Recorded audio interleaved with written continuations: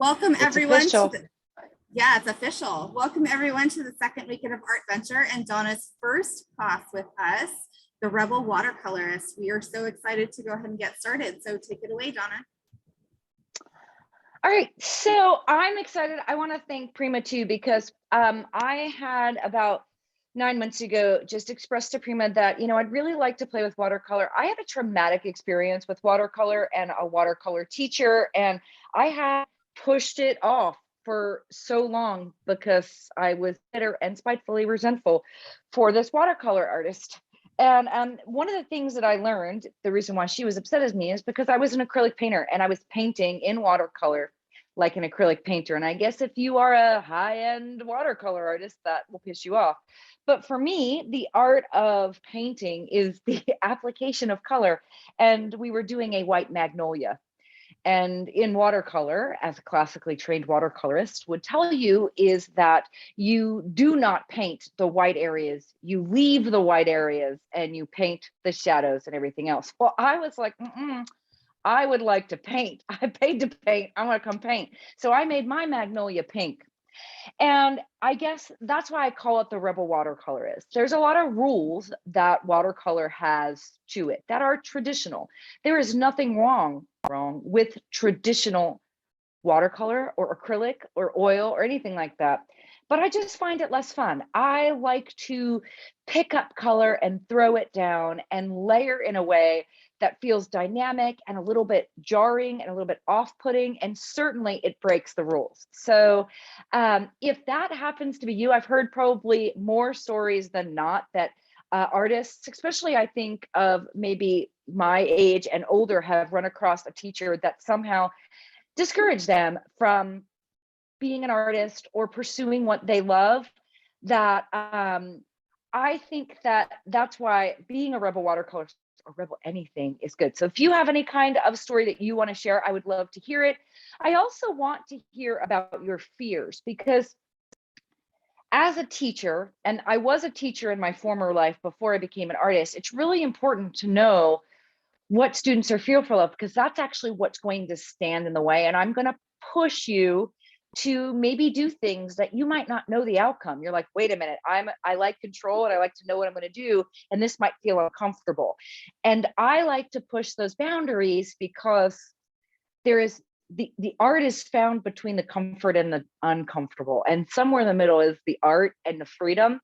And I want to hope that I can push and guide each one of you to that freedom point. So I don't know if anybody has questions before we start, or fears, or marital issues that they want to air with the group, or anything like that that you want to kind of share before we just go into, or even if some of you have never played with watercolor and it's always been a little bit elusive.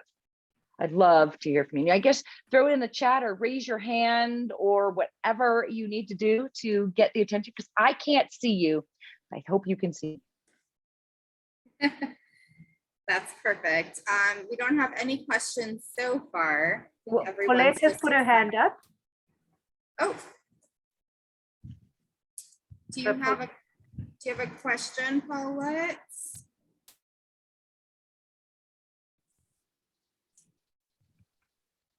I think Colette, you can talk. Oh, good.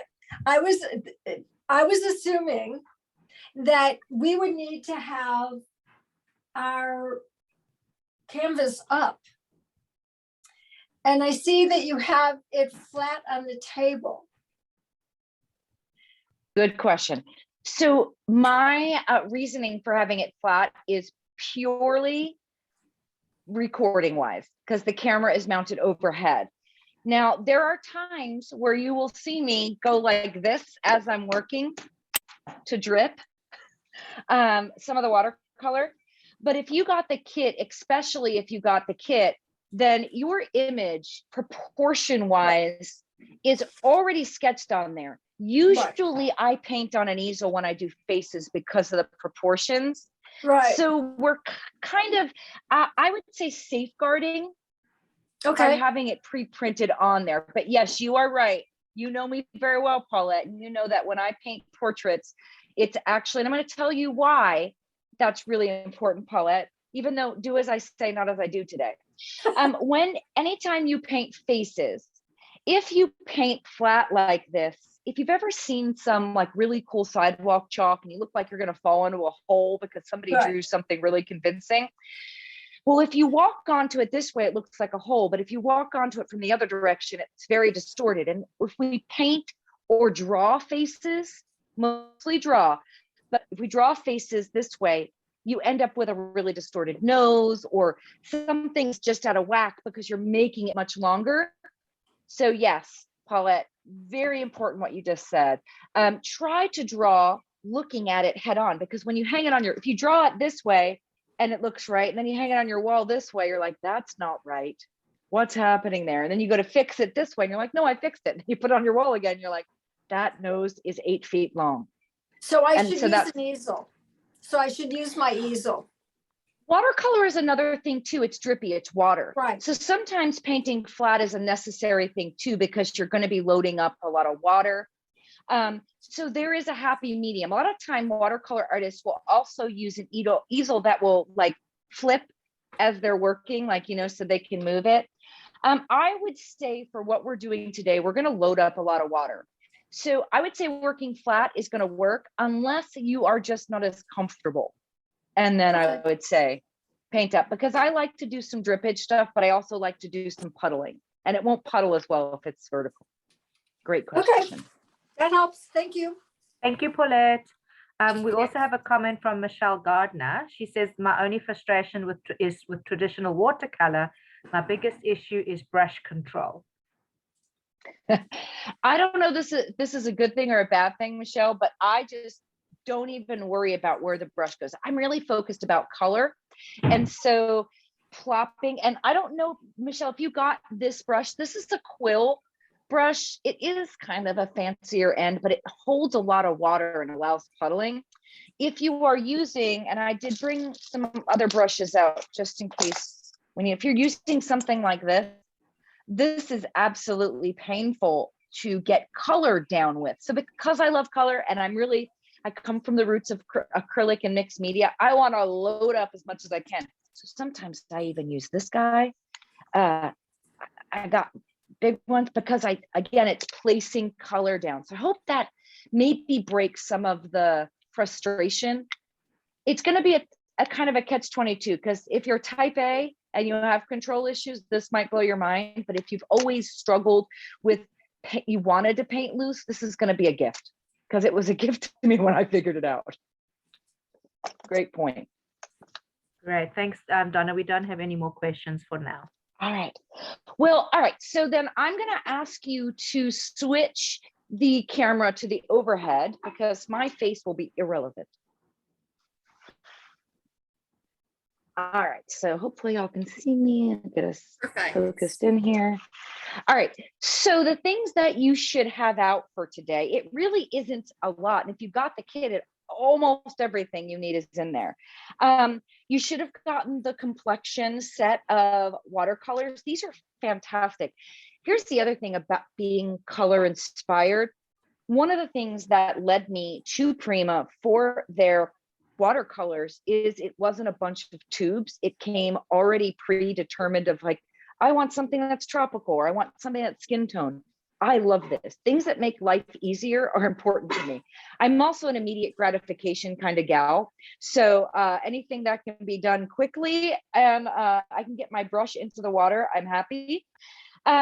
The oil pastels, these are probably like a weird thing to use in watercolor, but they're just a really great texture on top of watercolor. And I love the infusion of textures. And then amplifying that is pencils. These are not a Prima product, but I love them. And let me just tell you the hoops that they had to go through to get these. And I found these looking for pencils that wrote over acrylic paint. And these are the magic secret weapons. They write over acrylic. They have a bold line. And again, the reason why I'm using different tools, watercolor gives one feel, a translucent like feel. The oil pastels will give a solid cakey feel. And then now we've got that paired with a linear mark making, and I do like marks. So all of these things, again, aren't even about faces. We could have had anything here. The face is almost going to become arbitrary because I'm just going to basically tell you how to map.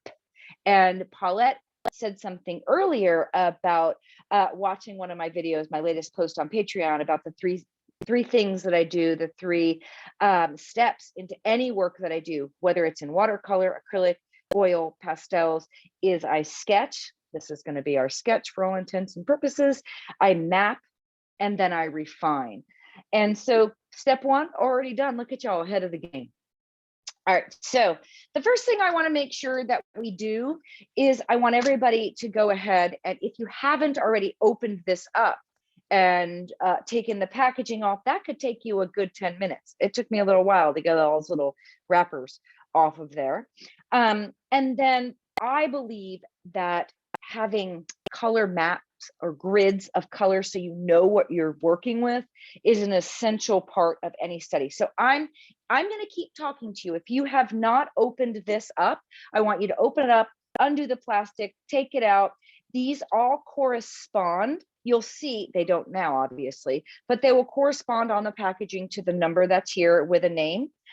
Some of the cool things is that if you bought I don't even know what set, but I know that some colors will overlap, which is good to know. I think that this could be considered a Tuscan palette if it's because it's got this color in it and these over here, but just good to see even the names.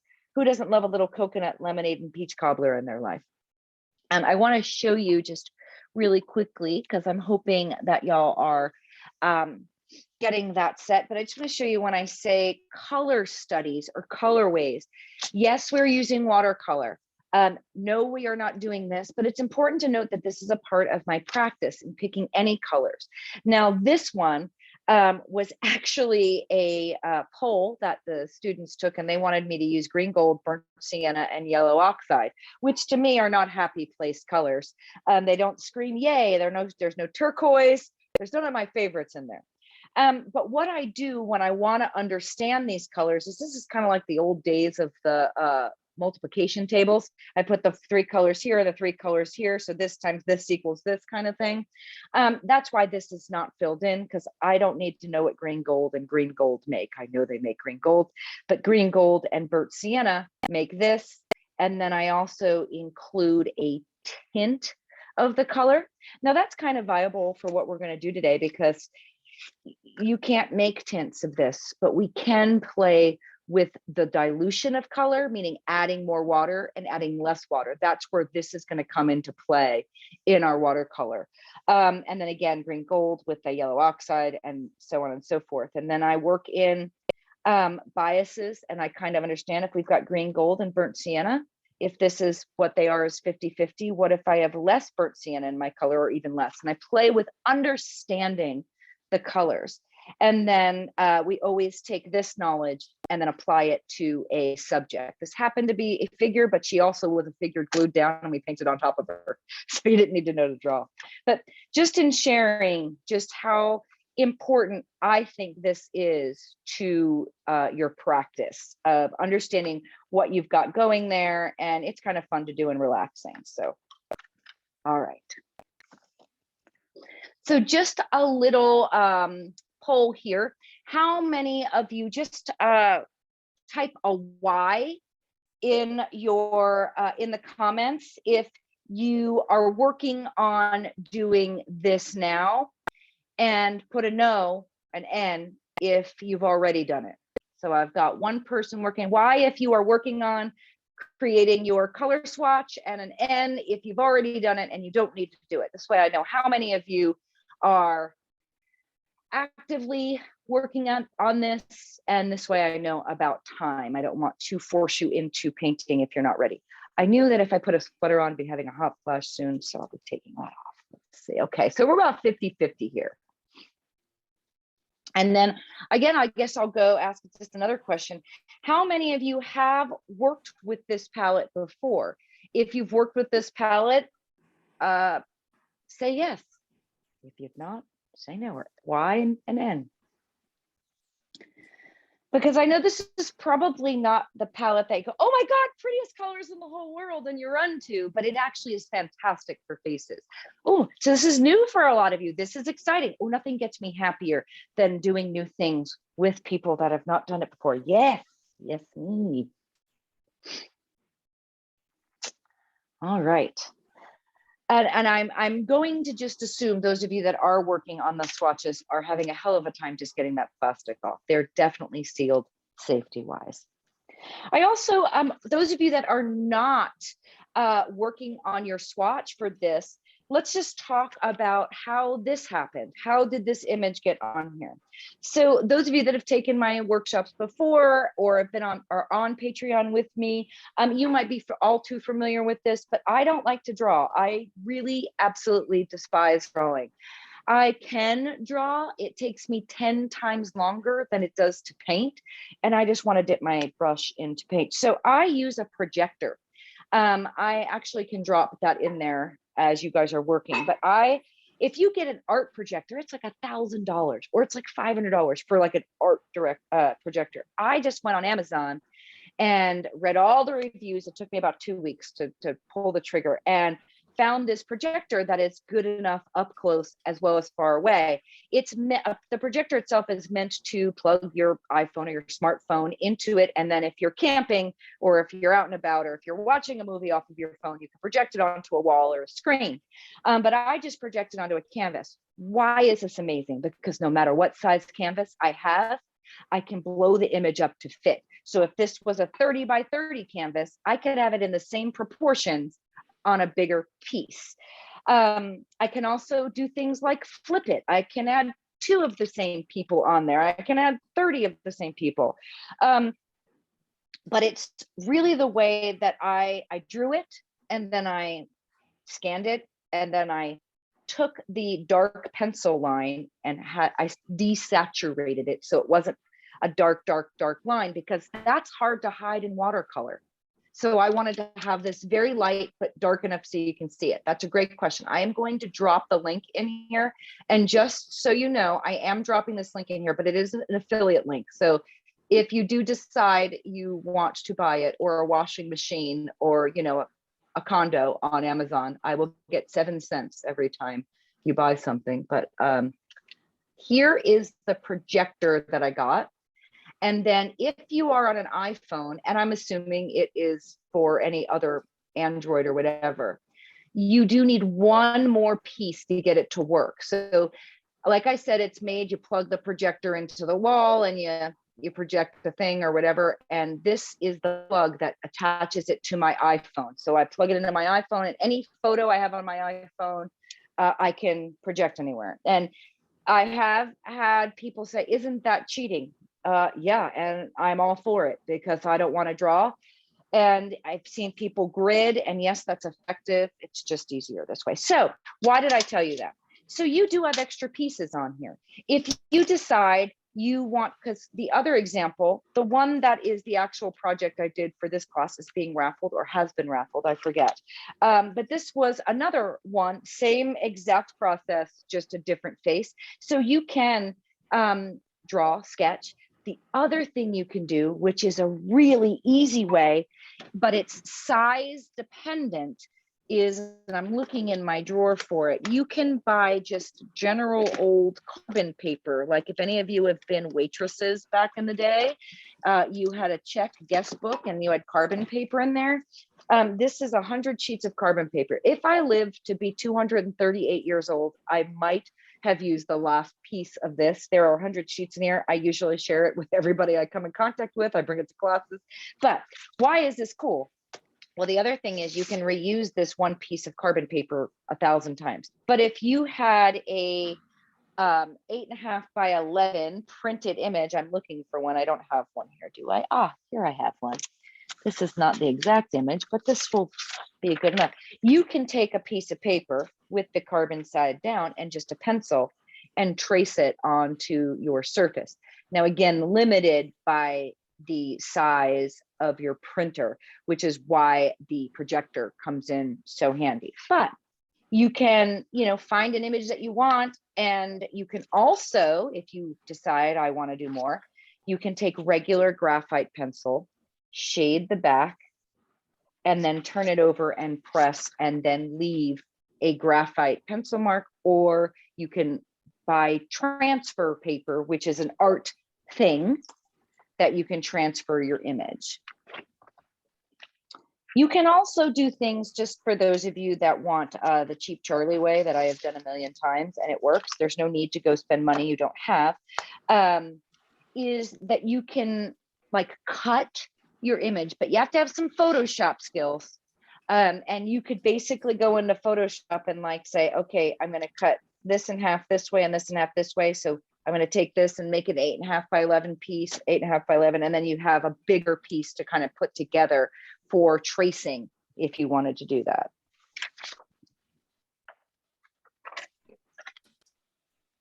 All right.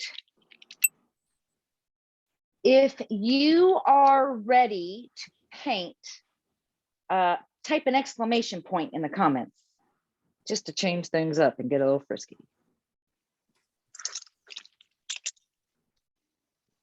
Jamie's ready. All right, y'all ready? All right. All right, so I'm going to take these pieces of paper. I'm just going to have them off to the side because I do want you to have like a test paper. You don't need all 6. But if you're feeling, you're feeling the mojo, then go ahead. But I do feel like, especially, I think it was, I forget if it was Nancy. One of you said, and I'm sorry that I forget, brush control. This is a really good place to test the brush. If you've got several brushes in front of you, maybe you have a hoard of things like I do, and I just buy things because I don't have them, but I might need them one day, when the second coming of the world ends, I need to be there. All right, so what do I want you to do? You definitely need a thing of water. If you don't have water, go rush and go get yourself some water. I have mine just in a glass jar. I don't change my water very often either. I'm a bad watercolorist, rebel watercolorist. The other rule that's important is in watercolor, you paint light to dark. In acrylic, in oil, in pastels, you paint dark colors to light.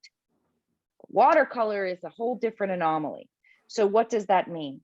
That means if I have dark shadowing around the eye, let's say, I'm not going to go in with the dark color first, even though I know it's there. So we're going to start working in some layers. I prefer to use this quill brush, and I'm not sure if everybody got this same brush. They come in a million different sizes too. Mine happens to be a 4, but I'm just going to go with a color that's light because that's where I'm going to start. And I feel like this pink is a nice light color. I'm also going to make sure I have lots of water. So you're going to use these trays if you're new to watercoloring. And you can see how dirty mine is because I didn't clean it. I don't even care. I'm going to use this tray to get a really diluted color. Okay, so we're just going to use this and brush. Ooh, I've got blue in there. That's kind of cool. I kind of wish now I would have put it on there. Okay, and you're like, oh, that's really light. It's okay, because there's a couple of things that happen with watercolor. We can paint wet and wet. We can use less water each time, and it will become darker and darker. This is a wet on dry application. You can see again, less water, more pigment. Now, what if oh, that was too pink. I can just load my brush up, and maybe this is redundant. I'm just going to say it anyway, just so we know. If you're like, I don't want that there, this is just water on my brush, and I can kind of carve into that and make a different kind of effect. This is dirty brush, and I'm so loving it. So I call it carving. I'm sure there's a better word, and you can kind of diffuse. So a lot of the things we're going to play with are puddling, diffusion, and then wet on wet. Let's do something that's a little different color.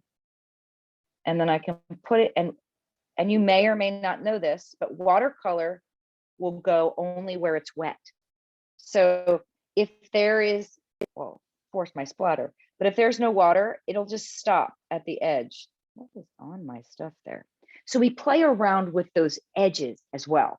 So all of that to say, what we're going to do is we're going to slop color down, but we need to know where it's going to stop and start.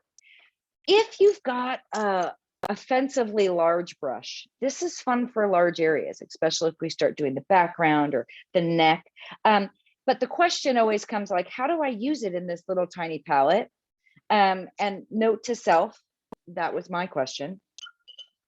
And I will tell you, you take the color out and you put it in here if you want to use big brush.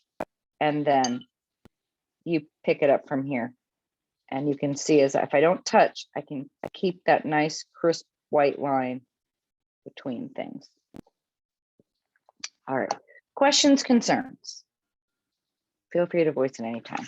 All right, so the first color I'm going to go with, I feel like you could go with either one, just depending on what your leaning is. And the other cool thing that I love about this is no matter your skin tone, you still would build color in the same way. You might stop short of going much darker if you're trying to do a Caucasian skin tone, but you basically will still start with the light layers.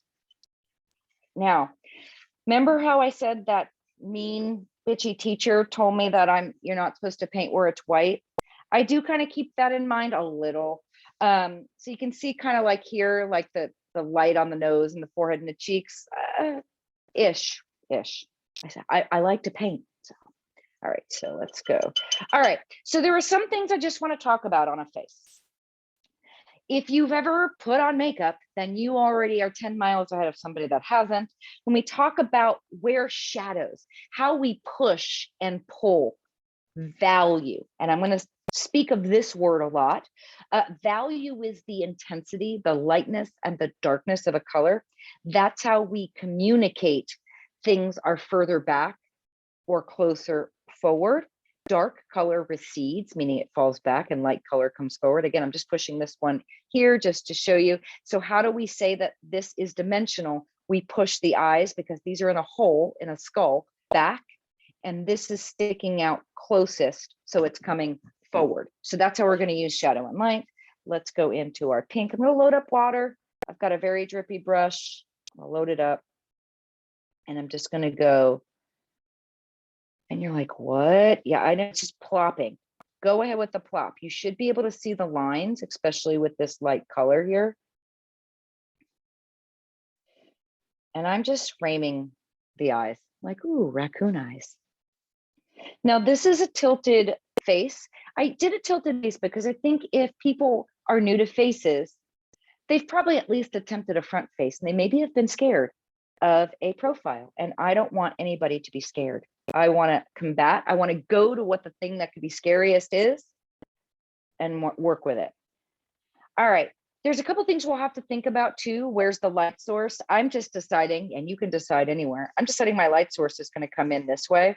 So what does that mean? That means that this side of the face is going to be lighter than this side. Do I need to know that right now? No, but there are some things that are going to help me. Like if this side of the nose is on the side that's shadowed, then that's going to be darker. Get some more water in there. If you have only done acrylics, you will paint like an acrylic artist, and I will celebrate you. I'm just shaping around the nose.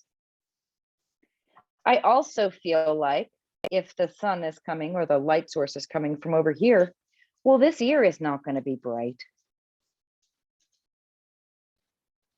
And neither is this kind of side of the head.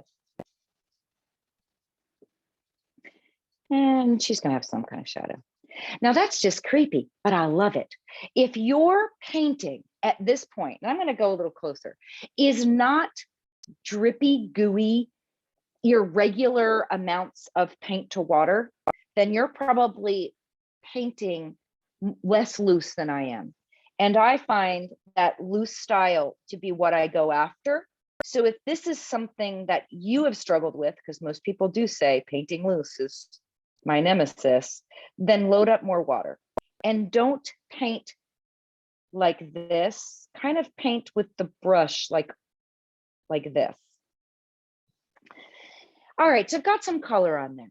This helps me just get my bearings, because there is no wrong way. If you chose purple for here, it still would be good. If you chose pink, orange, green, all still good, because value is the only thing that I play with, and value is not color. Value is the darkness and the lightness. All right. So I've got some dark skin tone, but there are some parts of her face that are absolutely much darker than what I've done here.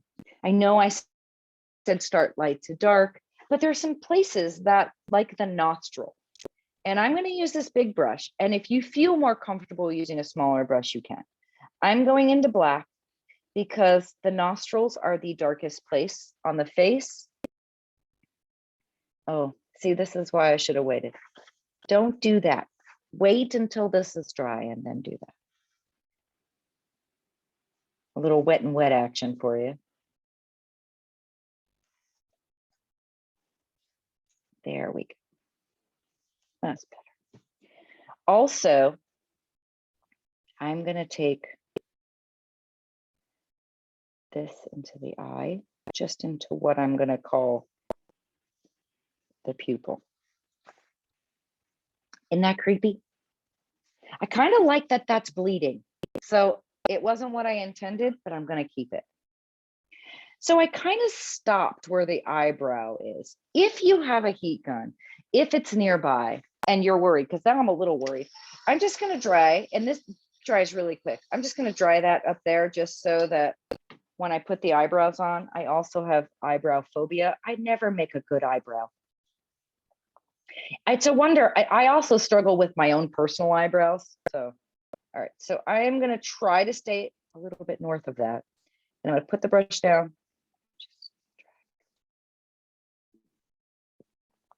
Because this is mapping. What What does color are that you mean? using right now? That's a good question. I'm using Unite, which is 105 is the last one on the card. Perfect. Thank you. This is mapping. Why is that important? Because there's some things on here. Do you see how there's a whole bunch of layers? They're embedded. They leave marks. God, I love marks. And that's what I'm going for. So you're like, yeah, that's a really sad excuse for an eyebrow. It so is. So is.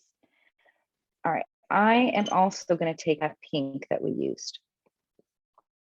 And I'm going to go that neckline. She's not wearing clothes. Feel free to put clothes on. A lot of times I use the naked body as vulnerability. There's in my work, when you see someone naked, it's not like I'm sexually deprived or anything. It's more that that vulnerability. It feels ultra feminine to me, and I like that in there. All right, so what I've done now with that pink and then that 105 is I've kind of just taken and framed. I've kept that little hole right there of the light on the cheek. I've not touched the nose outside of that womp nostrils. And I've taken it and just kind of come down the back of the neck. If you just take it at face value now, compared to the sketch, it already has depth just by putting a little bit of color in. But we don't want to take it. And a lot of times when I've taught portrait painting to acrylic artists, they have come from this layering background where like you'd paint down tight and buff, and then you'd maybe put down a shading with another color. This is more about holding space for the value, for the color that's there. So I don't want to paint all this one color and then come in when it dries. I want to, really kind of keep the integrity of the light and the shadow that is naturally occurring. So what does that mean? I've kind of mapped for myself where I'm going to be building up color. If a lot of this is going to stay light, I don't need to put color there, if that makes sense. So everybody's still okay? Give me a 6 if you're okay. Why a 6? Why not a 6? Nice. All right, let's go to a different color. So as I'm looking on here, I do like the pink undertones. I want to build up just a little bit more pink before I switch colors. But again, I'm not going to take this whole area and build it up in pink. I'm going to use a lot less water. And I'm just going to start from here and try to make this side darker. And I'm just going to add some water. This is my plopping, my brush people plop. Again, building up color. I'm going to clean my brush, clean. There's no water or no paint on it. And I'm just diffusing that out. Take that same. Just kind of going back here. The inside of the ear would be darker. How do you know that? I've seen ears. It's really not rocket science. And if you don't know, if you grab a mirror and you put that next to you, you can kind of see a lot of this. Let's take this back there. With watercolor, because of what is called flooding, would be that like you could put water down, that kind of, it'll go in like the nostril did where it's wet. So you just want to be a little careful. I'm going to dry just this part here. I kind of love, I know that again, you can't determine, but I love the fading that happens there. And this is giving me really good mapping. It's giving me a lot of information that I'm going to need for later. But I don't want it to be so wet because I want to put a little bit more pink in there and I don't want to just smoosh. I can still see the lines, and here's what I'm going to know. And this is another thing just from looking. This is going to be darker. The nose would be sticking out, and this is hidden behind the nose. So this is just going to be darker, way darker than this eye. I'm just making it a little bit darker. And don't forget that beautiful, I know they're not good in real life, bag under the eye, because this takes it from looking like a whimsical illustration to more of a person. And I feel like the emotion is in the eyes. And I usually make mine tragic. My whole shtick, my mission statement is the beauty in the broken. So the perfection is so unwanted. I love the wonk in anything, the cattywampus look. All right, lips. They could be pink, but I don't want them to be pink. Typically, lips are the same as your skin color with just a little bit more rose to them. I'm gonna pick maybe a mix. I think these ones, so I'm doing 41, which is lemonade, and 95 redwood. So 41, lemonade, and 95, which is here, redwood. And I'm going to make a lip color. Now the top lip is darker than the bottom lip. How do you know? Top lip sticks out further and it shades, or it's shaded underneath, and the bottom lip sticks out. So light hitting it, it's going to be shadowed on underneath here. And this is the lip that's getting the light. So I'm going to make the top lip darker than the bottom lip. I've got a smaller area. If you do have a small brush, because, you know, I loaded up so much water, you can switch brush. That's totally okay. Or you can be stubborn like me and just wing it.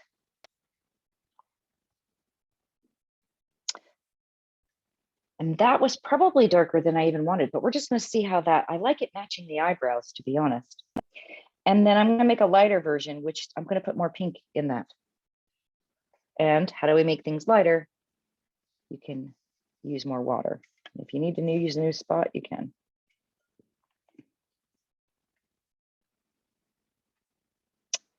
Let's see how we do here. She's got teeth in there. Thought I'd make it difficult on you. All right. I had a lot of water on mine. I'm hoping it dries with like a cool stain, but we'll see. I'm going to go back into that Unite, which was that color. I'm going to go back into, oh, she's got like that guy from Schitt's Creek. That's the actor. She's got caterpillars. I think I'm going to leave it though. She's got Groucho Marx maybe. Oh, that's interesting. Oh, yes. Me likey. There's the little pink going into it. Me likey. I'm taking that same brush and I'm just kind of darkening over here. So I'm just playing, moving. And again, it's not like detailed. It's like slopping. That's ugly. I don't like that. So how do I get rid of it? Like if you do something like, whoa, there's like a leech in her ear, just a clean brush with a little bit of water and kind of move it. If you're not going for leech ear, which is, you know, It's a look. I'm gonna take some of that off, but I like that. So what I'm hoping is that you're slowly moving through. There's a little bit of drying time that needs to happen between layers, but you're starting to see push and pull. A lot of times, and if you're a mixed media artist, type an M, and if you're not, just type what you are. Because mixed media artists, a lot of times, really benefit the most from value. And you may not have been implementing it. And what I want you to start seeing is that this is turning. It's also, this part of her face is like right here. Oh, sorry, I'm looking at the camera. This part of her face is starting to jut out, and this part of her is pushing back. And that's what I want you to see, because you can't understand it unless you see it in your work, and it will make more sense as you're working through. I'm going to go in. Do I feel this one might be nice? I kind of feel like we need to go into peach because it's a lighter color. Let's go into peach cobbler.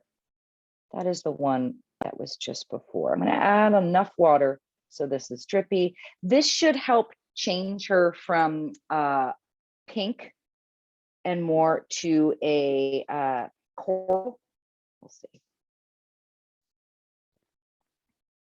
I don't like to cover anything up, so I still like to keep that. Notice I'm not painting, I'm kind of plopping. I kind of, if you're feeling frisky, feel free to take a loaded brush and just be like, bam, bam.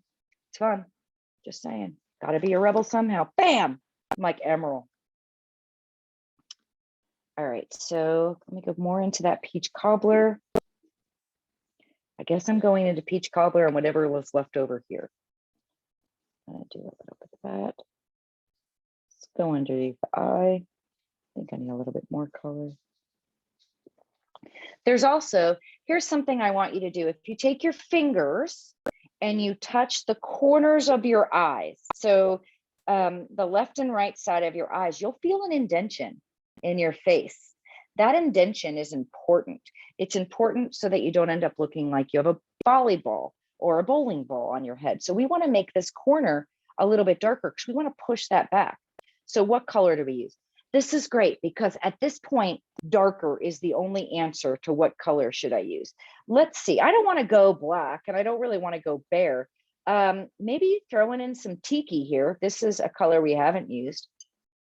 And I'm not going to put too crazy amount of water.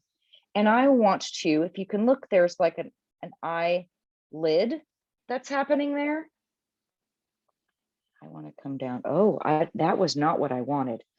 Don't do that. Don't do that. More water, less color. Okay, let's see. Yeah, that's better. I kind of want to capitalize on that. Going down there. I'm going to let that drip. Oh, this would be a great time because Paulette, you asked, let's just say you have a lot of water. I don't know where this is going to go. You don't have to do it. I'm going to do it and see what happens because I'm a rebel and I like to do things like that. Bam. Oh, that's creepy good. That is creepy good. And I know probably some of you are like Donna. Now she looks like she's bleeding out from the face. Could that get any better? I don't know. Love it. Gonna let it dry. If you're like, oh my God, no, I can't have that. Just take a baby wipe. But I'm thinking hell to the yes, because this is about emotion to me. Like, what does this feel like? Okay, could be too much for some people.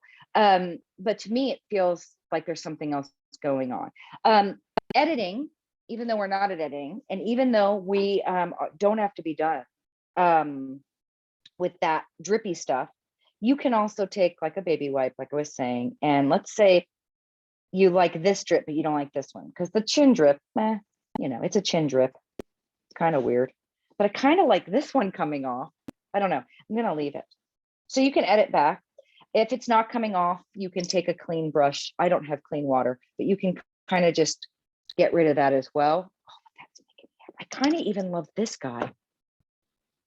I so wish I could hear you, because I feel like some of you might be going, what the hell? And then some of you might be going, yeah, like I know Paulette's like, let's shake this up. All right, there's a gold awesome in here too. And you can't can't make it up. Right? Jamie, Couldn't do this again if I tried.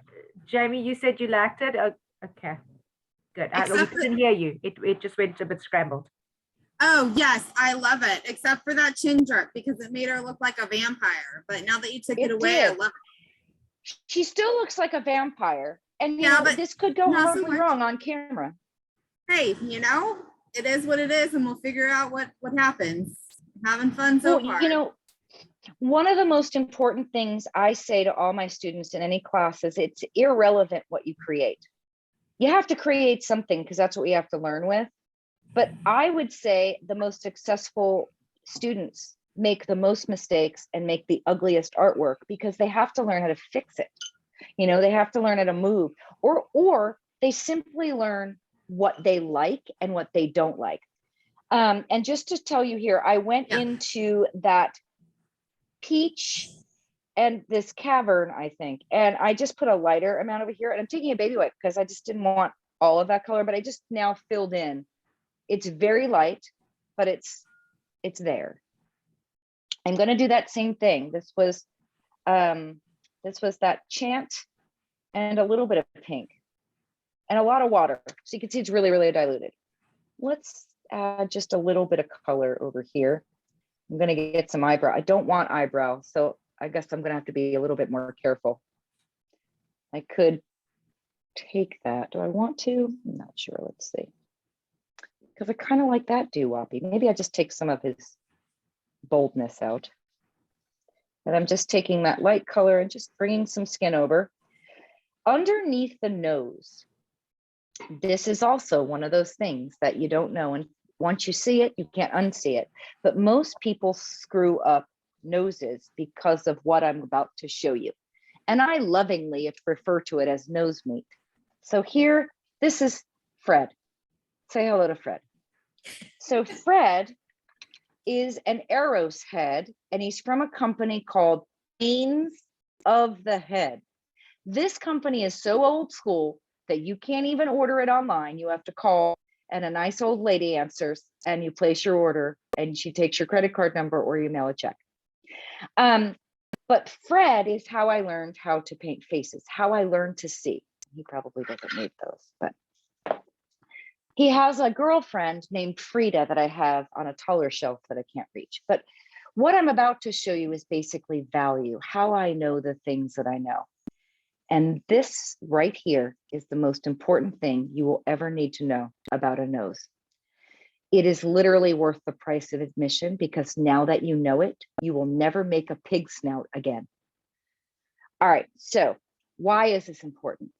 Most people, when they do the tip of the nose, they put a nice bright tip of white because it's true, but they usually put that bright part here. If you put your finger on the ball of your nose in relationship to the end of your nose, there's a good amount of space. Most people, again, put the bright highlight at the tip of the nose, and then they end up with a porky pig snout with two nostrils left and right. The other worst thing, worse than even the porky pig nose, is when somebody put penis on a person's face because somebody told them in a really bad drawing class that you just draw a U and you put two round nostrils here. That is not how it works. That is not what it is. Don't do that because you end up with a penis face. So why is this important? Why is Fred important? Because Fred, you can learn to turn and he gets illuminated in every light. And the planes of the face are literally where the shadow and the light hit, because if I turn him to the light, his shadows change. And this grayscale model is how I was able to deduce that. Again, like even talking about the ear, how do you know it's dark in the ear? Well, I have an ear and I've seen it, but also I can go directly back to this and know that this part is lighter than this part.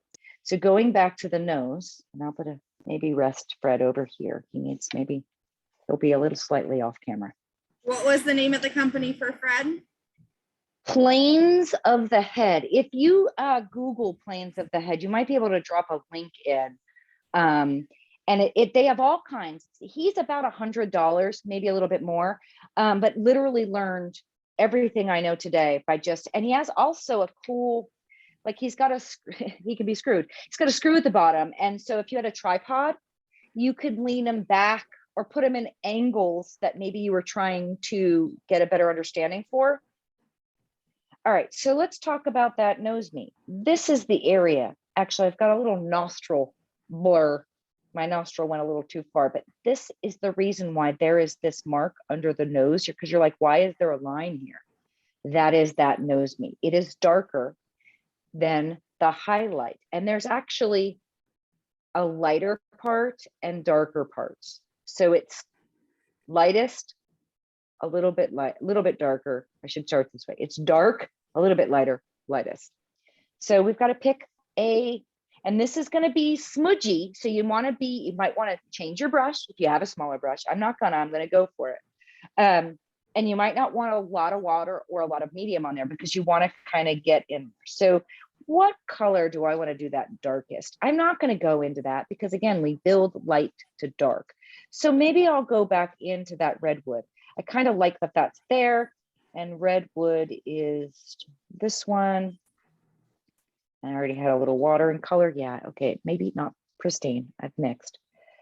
And I'm going to take the point-ish. Let's get it a little bit pointier. And this, what I'm painting here is this. I call this nose meat. If you squeeze the meat between your nostrils, that is the meat I'm painting.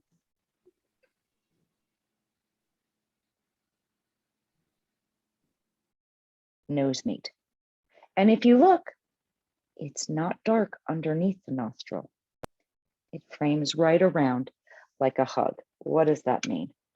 It frames around that nostril like a hug. Now this nostril, he's kind of not showing up to the party because the face is tilted. And I do have really awkward nostril bleeding, on that other one. So it's probably hard to see. Kind of like so that right there, even if we didn't finish the nose, we'll make sure that you never have pig snout again. And I don't know about you, but that was a very exciting day for me.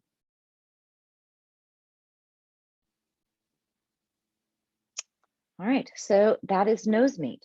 So the next color, which I'm going to wait a little bit because I need that to dry, is going to go on top. And when that dries, I'll also darken up the nostril. But does that make sense? Does anybody have questions about that? Does anybody have questions about these Dracula fangs that those strips created? I love the Now that nose it's all meat. up close and personal. It's important. Okay, Paulette, you can talk now. You got Thank you. So I'm trying to figure out what color did you use on here under the nose? What color? Redwood, 95. Okay. All right, now I get it. That is also the same color, Paulette, that's the eyebrows. Okay. And like this in here. So, and the top lip. So it's starting to all kind of make sense. Like the dark areas are following suit. I'm going to take that same redwood and give a little underneath here because it makes sense that this would be a little darker too. I want to have some distinction. Might need more color. It is a bit wet and wet, so it's not puddling as nicely. Bam, bam, bam, bam. Oh, nice.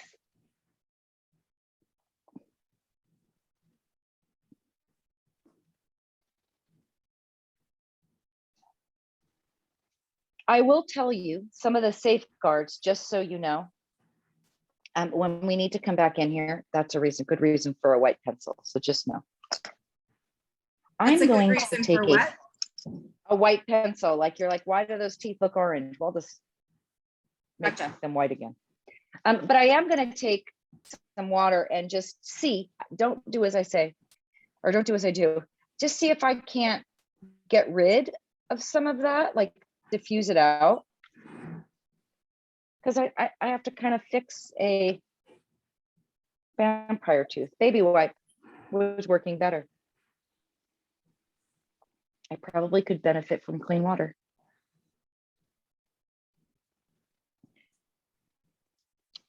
So I kind of cleaned that up.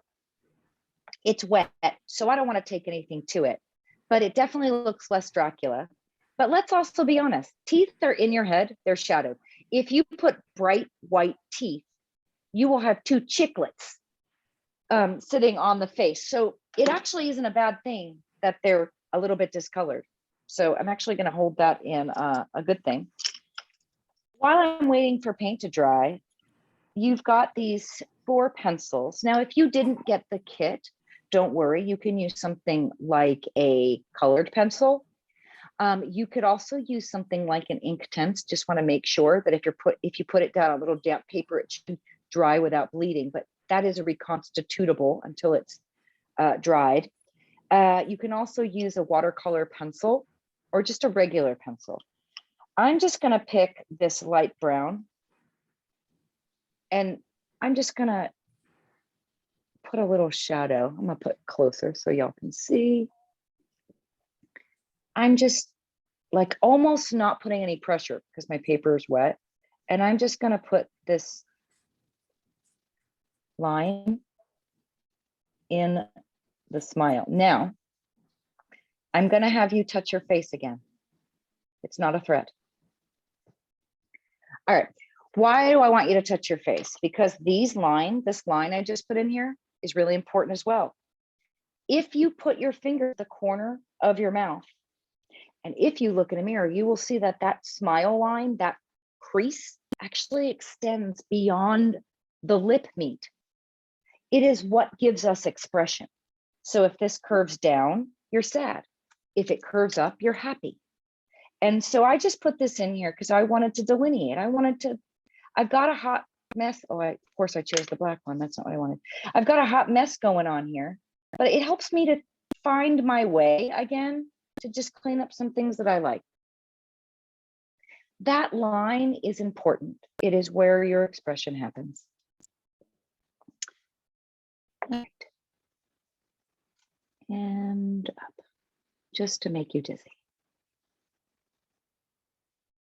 All right, I've got some eye loving to do. I've got this side of the face to do. I've got hair. I usually wait for the last thing. I usually, to be honest, I feel like the face is the more panicky thing, and then the hair just feels like woohoo, freedom. But I don't want to. It's like saving your favorite thing to the end, and that's kind of what I'm doing. So if you are feeling like you need some hair, feel free. All right, let's go to a lighter color. This color here was that peach, and now I'm just mixing into whatever that was, or maybe this. Let's see. Light. I just want you to go with a light color. This happens to be this peach with a little bit of something else in it. And I'm purposely puddling. I don't want to fill. I want to puddle. I want irregular amounts. Do y'all like it closer? I should probably just keep it closer so y'all can see. We don't need to see Fred. You've already seen him. Unless we need to focus on some nose meat again. That looks perfect. I want to make this, I'm going to push this back so it matches more like the eyebrows. I'm going to go into that 105, that unite, and whatever's here because there's water there. I feel like I'm going to need to have a little bit, but I don't want to just a solid ick. I'm going to play with this. I want that little ear meat. There's a little lippy thing back there. It goes. That's good. And I'm going to take that same color and still build up color here because we build light to dark. And I need to build up some more dark underneath here. Because this is how we're going to push her head and neck back. I'm going to just dab, and I'm going to take that pencil out again because I'm finding it, I would really benefit at this point to delineate. Helps me find what I'm looking for. I feel like that's a U2 song. And I'm like sketchy, like not even, just kind of moving it around because I wanted to find that again.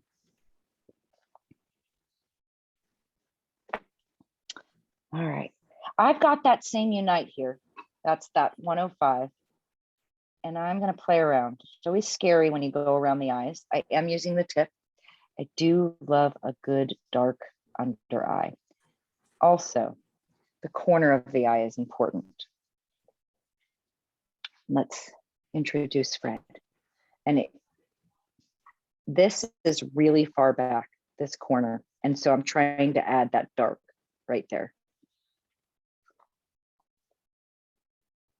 And everything's kind of splaying, so I might need to give it a little break here. It might be too wet. Doesn't stop me, but still. You're probably, if you're struggling or frustrated, it might be this, it's just too wet.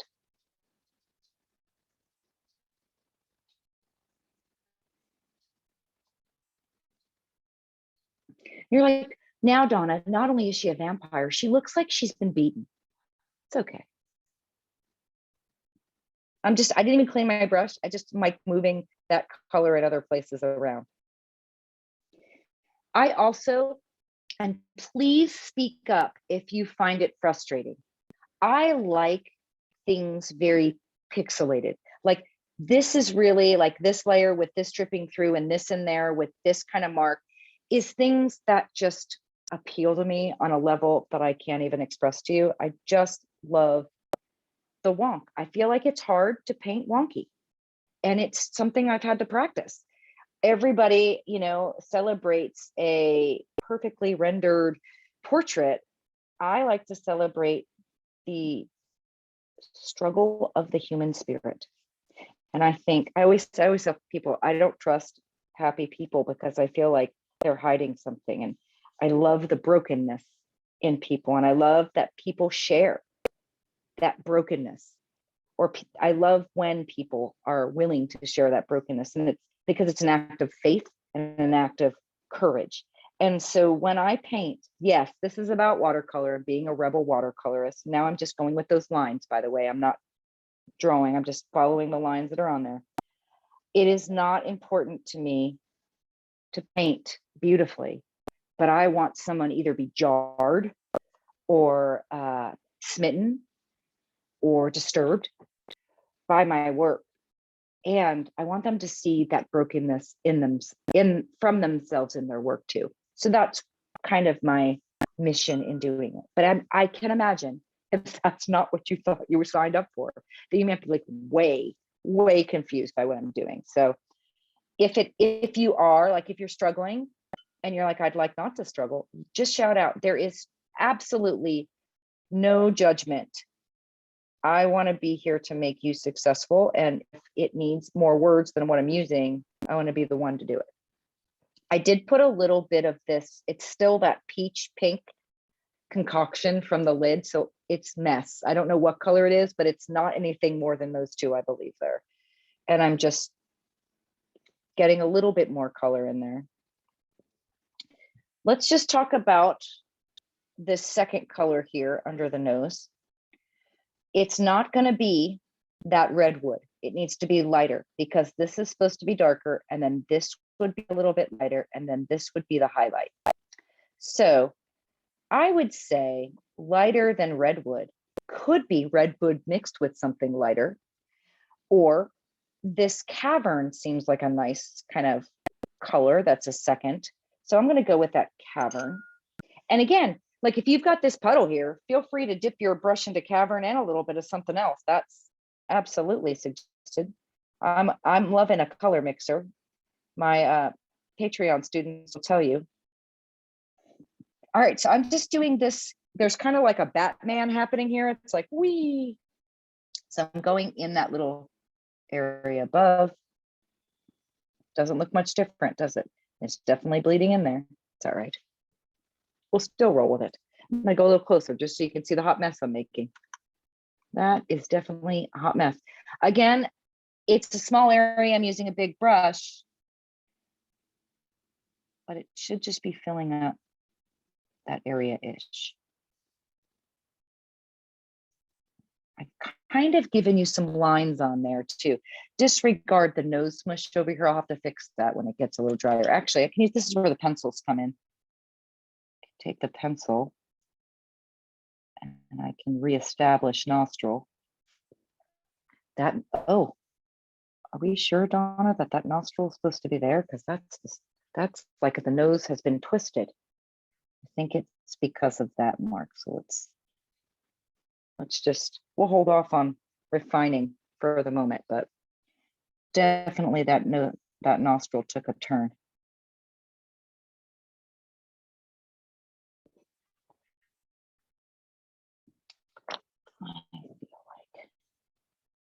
I'm just going to take this. This is like that muddy color, but I'm going to take a lot of water, and my water is crazy dirty. If you're getting mud, then I would say get new water. This is pink and water and mud.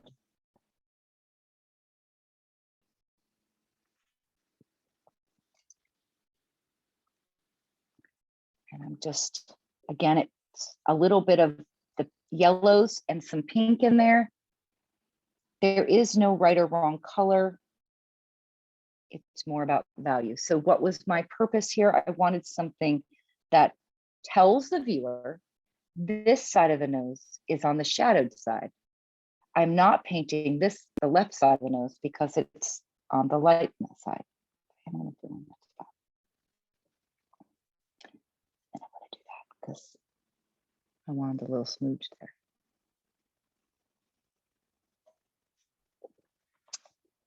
This color that I picked up, again, in my palette here, I just want to frame the eye. So I'm just going where the eye is. I know that mine is a bit mushy, but the pencil is going to help that. So I'm going to go on the outside of the nose. I don't want to touch that nostril because, you know, I've already made crazy nostrils. So I'm leaving a safe space in there, a little white space. What color are you using? This is actually a combination of the peach cobbler and the lemonade and cavern. Perfect. It's this puddle here. So it's like a weirdly pink, but it's certainly no longer the bright lemonade that it once was.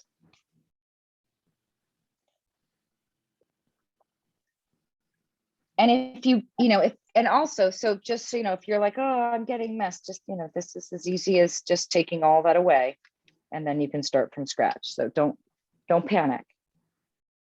All right, I'm going to go back into that cobbler, put some water here. This is cobbler, peach cobbler. And then a little bit of that pink. And a lot more water than that because I don't want it so pigmented. And I'm going to do this little space here I missed.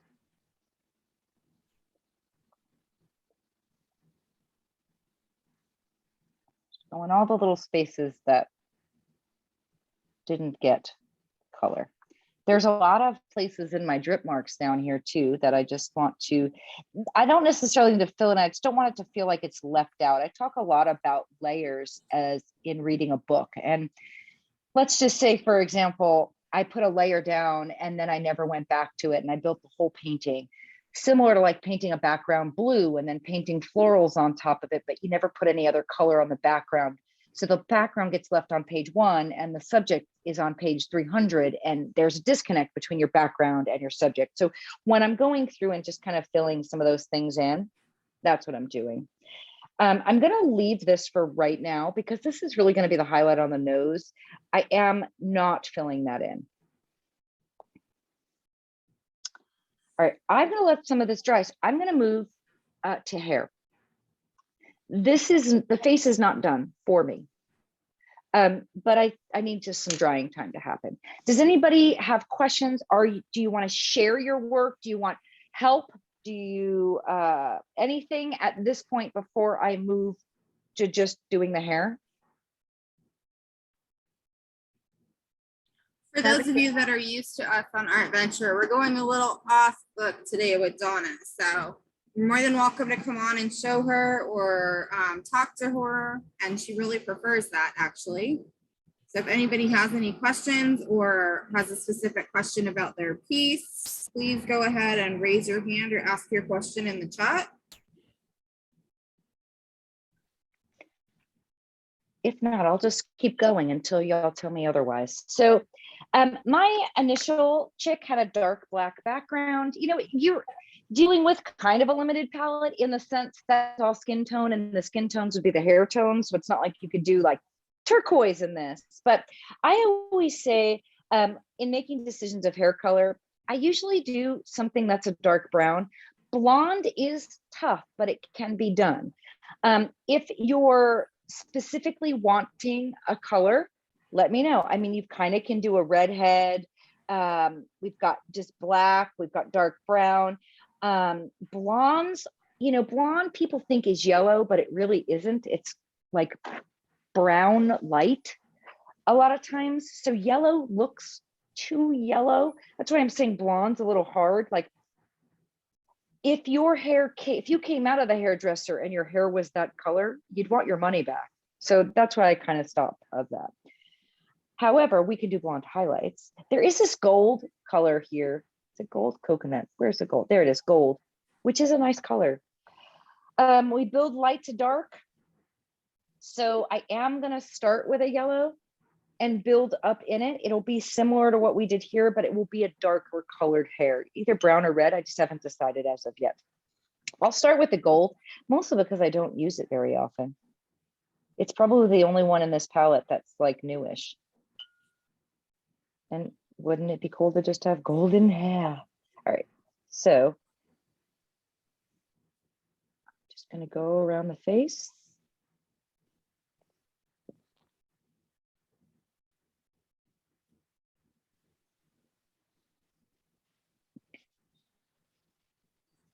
I also don't like, I don't even know why I'm staying in the lines. That's not fun. I don't stay in the lines. I just, that's silly. What am I thinking? All right, so see how I was saying like yellow, it just looks not okay. Now that whole thing is wet. I'm just gonna take a little heat to that.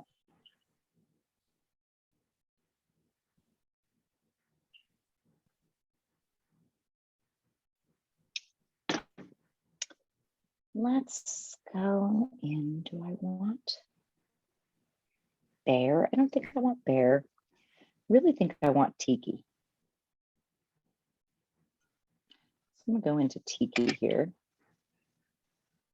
And I'm gonna use a lot more water than I like. Here's the other thing too, come from acrylic background. Don't you just wanna like dry your brush every time you do it? That took a while for me too.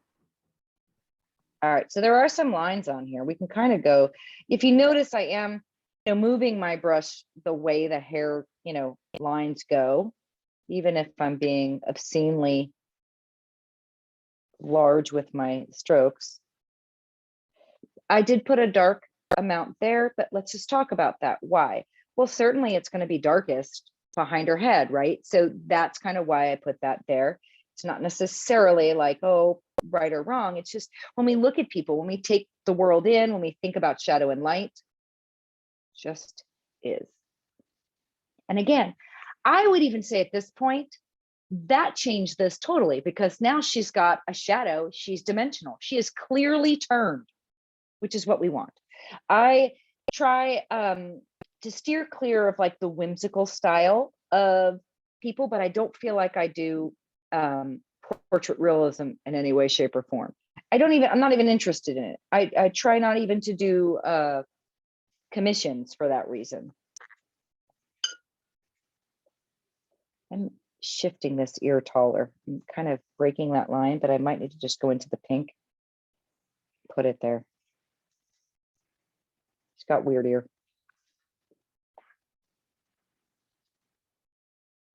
All right, I think we might need to, oh, it might be fun to drip her. Should I drip that? All right, if you want to see me drip it, put Y, and if you don't want to see me drip it, put N.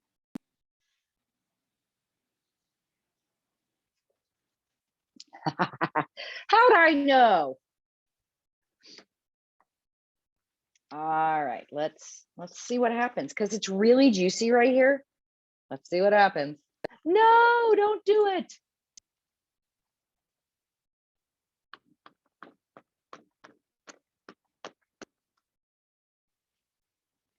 I only got a little bit of a drip, but I got this one going down here and I don't like it. So let's take that off. This is how we undrip.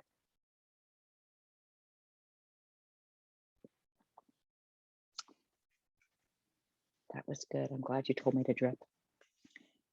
All right, let's play around with the pencils. At least I'm going to go into the pencils. If you're not ready, that's fine. Just keep an ear out. I don't like to draw, but I like to scribble. And so if you're a doodler, y'all know who you are if you're a doodler. This is kind of where your skill set comes in. So I'm just finding things. I'm just pulling them back out because there's some things that I lost. Like, for example, the eye. There's an eyelid, there's an eyeball, there's a whole lot of stuff happening. Now, what I don't want you to do, I do not want you to Sharpie marker this eye, because what's going to happen if you do that, it's going to be flat. What do I mean by Sharpie marker? This is what I mean by Sharpie marker. A pet peeve, when people draw faces and they do this, that's not how eyes are. Eyes actually in real life kind of come up like this, and they go over, and they come down, and then they go up, and then there's a tear duct, and they look a lot more like this. And the eyeball itself, unless you're frightened, is cut off by the top and the bottom lid. All right, so why I said don't Sharpie marker it is because you'll flatten it. So I didn't put anything over the bottom of over here, but I am putting that tear duct and this eyelid, and I kind of stopped short. I'll do that for this one. Let me get a little closer. You can see maybe a little bit better. So it's in there, but it's not a Sharpie marker line. It kind of, a gap is here. Didn't flatten it. All right, so this one, and if you've got a lot of paint on there, it might be harder to see. And because she's looking sideways, don't make your eyes facing this way. They're actually facing that way. And those lines you should be able to see in your watercolor. Or through your watercolor. That eyeball. Now her eyes are looking up, so you do see the bottom of the eyeball, but you don't see the top. So it's actually sliced, like it's underneath the eyelid. Underneath there. And I'm going to do a little more.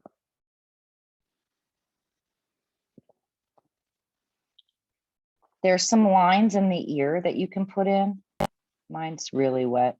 It's not wanting to work. I'm going to go into nostril again, see if I can't make you any better. Not sure if I can.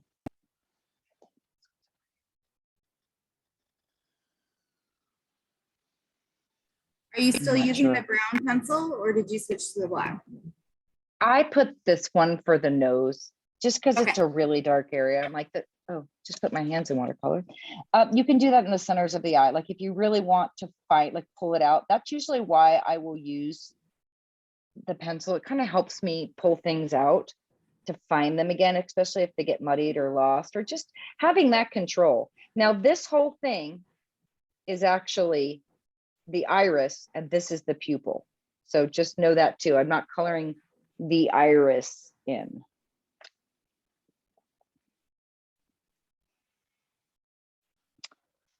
I think I'm going to take my carmine, my madder carmine, the red guy, and I'm going to find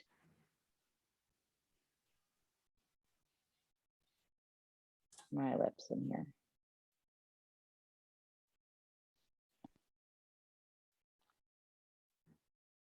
Now, I'm doing a little bit of shading because this lip on this side will be lighter than on the other side. And there's a little bit of a lip meat divot there. Oh, hello, Fred. So what I just did is, can you see how like this side of the lip is darker than this side? And that's just the way the light hits it. And if you look, this is just a little bit darker than the rest of it. Again, and I'm just making sure that this little lip divot is in there.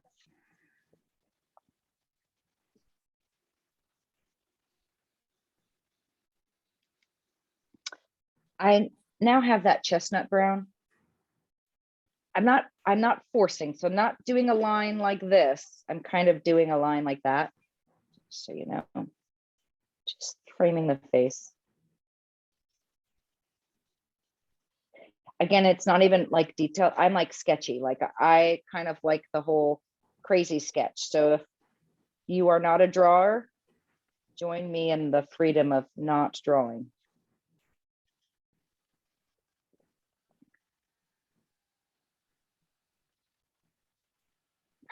And she does have like, you know, some marks if you decide you want to be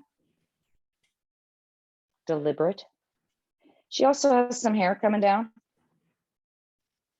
And I am kind of stalling because this is so wet still. So wet it left fingerprints.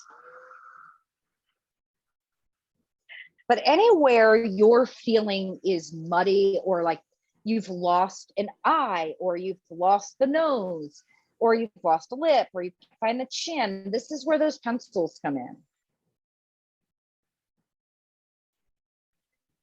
See how, like I was saying, this is so less exciting.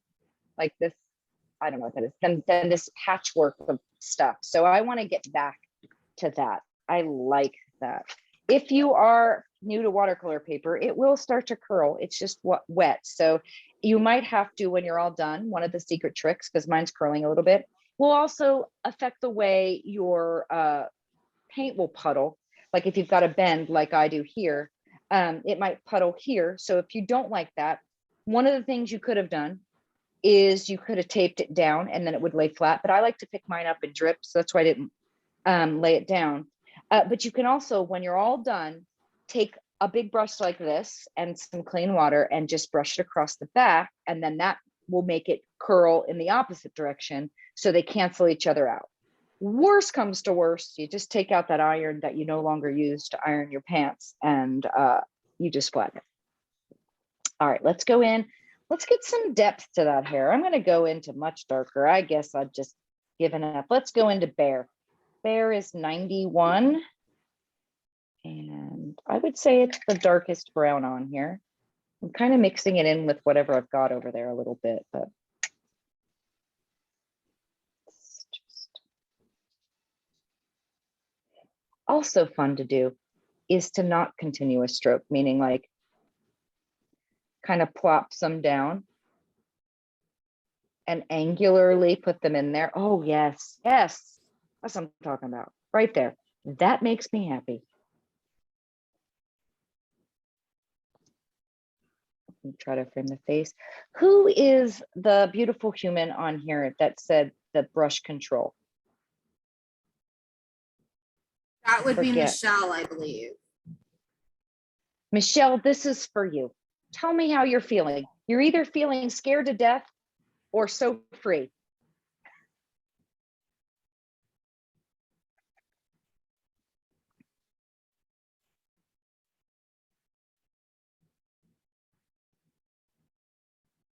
She said a little of both. Good. Then we're doing it right. I'm going to take, so I did those little tendrils things. I'm going to just do this, just dragging the tip of the brush just randomly. This one would be more fun if it was there. Almost not touching, it's so light. Can give her some tendrils over here too. She can have, oh yes. Thank you, sir. Another. Oh yes.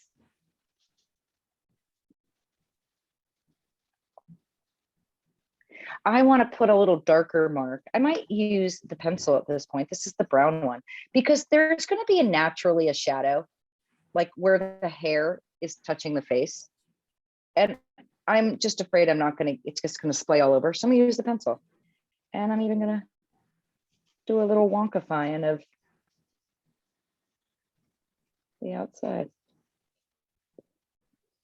You know, I do say I didn't want to do blonde hair, but there's something really delightful about this camouflage blonde hair she's sporting here. I do feel like she just needs a little, there's not enough dark, just a little bit of a dark area in the front. Might be too dark, but. Michelle says that her nose is a mess. My nose? No, hers, on her, her girl. I would love to help.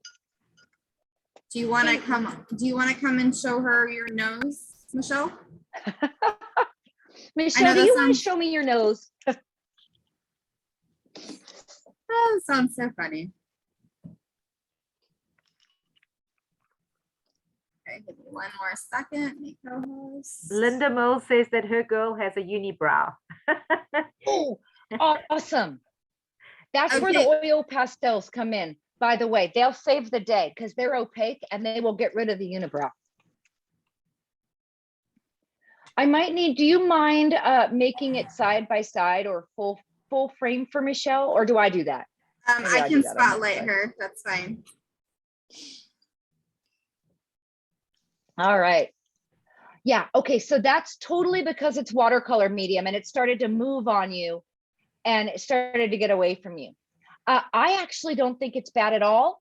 The nose is in the right place, doing the right thing. But when we get to the end and we start refining, we're going to use that oil pastel, which is opaque, which is the all forgiving medium that fixes everything. Okay. And it will put that little nose divot meat back in because that's what you lost. It just ended up that it's splayed and we'll use, and I would actually say, let's just listen. I would take that peach one. So I'm going to show you, I'm going to ask it to be put back on. This is delightful. This piece, by the way, is fantastic, Michelle. Oh, thank you. You got a little nostril smudge, but this is fantastic. I like the lips. I'm into her Yeah, lip. I mean, even look, the cheekbones, the eye, the shadowing, the hair. It looks like she's got curly hair. She's fantastic. Thank you. If you put me back on, I'll show what I mean by like the separating of the nostrils, but this is also going to be the separation of the unibrow. So you've got a couple colors here. Like it might be that it's this one, it might be that it's something else, but I'm just saying this is how you're going to come in and you're going to separate and move. But the reason why I tell you to do it at the end is because these are oils, and you know, oil and water, they don't like each other. So the last thing you want to put on your piece when you're done, the last refining details are going to be these oils. Or hey, you can also use them in the advantage to get them to resist as well. So you can also use like the white pencil if you need to bring space back. Also a baby wipe to remove color if you've got a unibrow, or you just love it. You just call her Frida. I mean, Frida paintings sell, first things to sell. If I paint a Frida painting, so you're just ahead of the curve. I'm going back in with that dark. This is the hair color, but I was just going back in here just to get, oh, I like that too.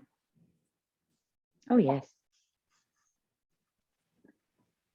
Oh, yes. That was a finger smudge technique for y'all. That was just to put it down. Oh no, smudge.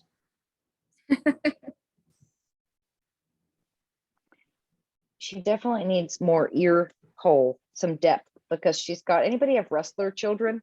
She's got that cauliflower ear going. I'm gonna put a little bit of this dark here. Oh, I kind of like that. That was darker than I wanted, but I kind of like it. Yes. Kind of like it. Get a little dark in here. I'm gonna go a little closer for y'all so you can see. I'll just start developing this eye.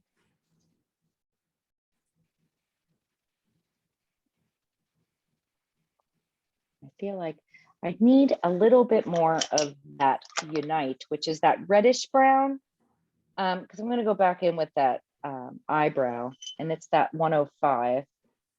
See if we can't bring you back to the land of the eyebrow. God, I hate me some eyebrows.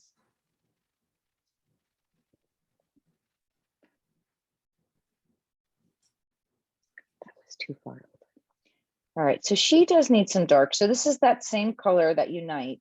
I'm just building that up in the corner because it would make sense that the corner of her eye, and believe it or not, it is the space. If you squeeze the bridge of your nose where your glasses rest, that space is actually what frames the nose. It's what tells the viewer that there's something sticking out. So this mark here, this area here is actually giving you a lot of information about the nose.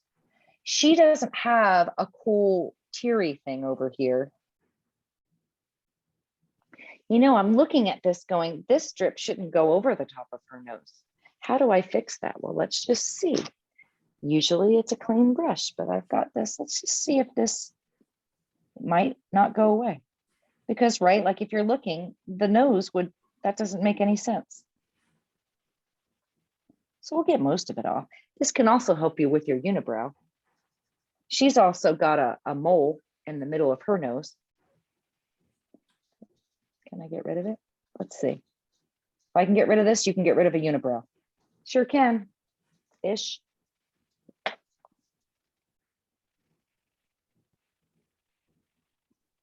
I will win, I will not give up. All right, so by taking that drip out of there, I'm gonna go in, this is that Unite and that peachy color from before. So I just want something a little lighter than what I was working with because I want to frame on this side of the nose.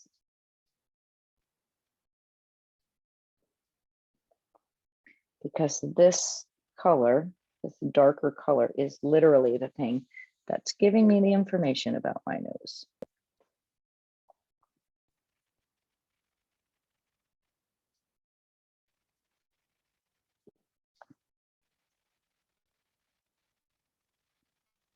And I think she'll benefit from a little darker color there when I get there, but it's too wet now. There's also a nice little lip divot over here. So if you, the lip divot is this. Let me pull thread back, give you a little look-see. Let me get this in there. So I'm sure there's probably like some doctor in here and they're like, you keep calling them nose meat lip divot. And I'm getting angry. So this little space in here, that little, you could put like where kids stuck their thumb and put their thumb in that little meaty area. You can see that it actually it sticks up on left and right. And it's, in this case, it's going to be darker over here than it is on this side. So I just put that little bit of dark color and I tried to separate out. She's got another mole because of the splatters there, but that lip divot, it touches the points of the lip. So it comes from here to here and it goes up into that nose meat. So just knowing where it is will help you find the area that you're going to shade.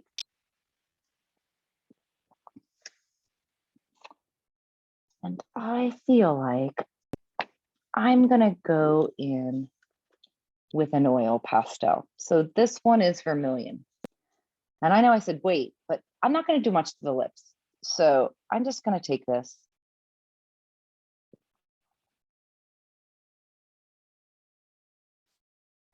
Give her a little. Now I'm not going to go all the way around because I know that the top of the lip is darker on the right side than it is on the left. Now, are these water soluble? They sure are.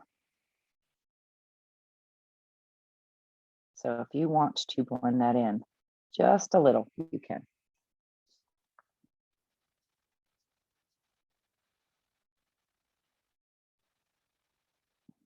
I'm just shaping this on the bottom. Kind of want to have the edge of the lip defined a little bit more.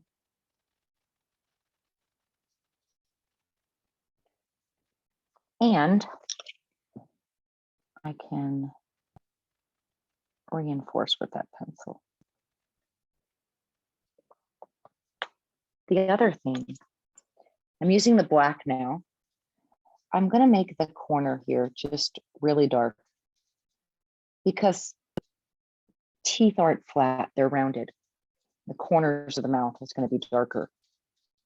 And so I want to make that just a little bit darker so the teeth don't look like Bucky Beaver. Well, they might look like Bucky Beaver, but this helps it look a little less.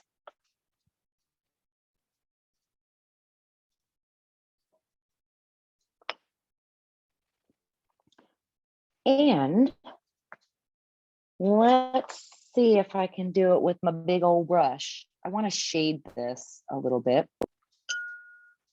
Because if you think about it, there's a shadow on the tops of your teeth from cast on your tops of your teeth from your lips. And there's a shadow from the bottom of the lip onto your teeth. They're set in, they're not at the same place as the edge of your lips. I got to push them back. What is the push back tooth color without making it look like you have gingivitis? I'm going to try bear. Bold move, but I'm going to try it.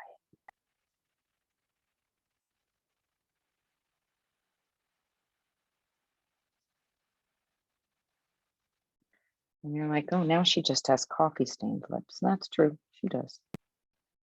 Can't go back from that. Gonna have to work on that with a pencil. Don't do as I do.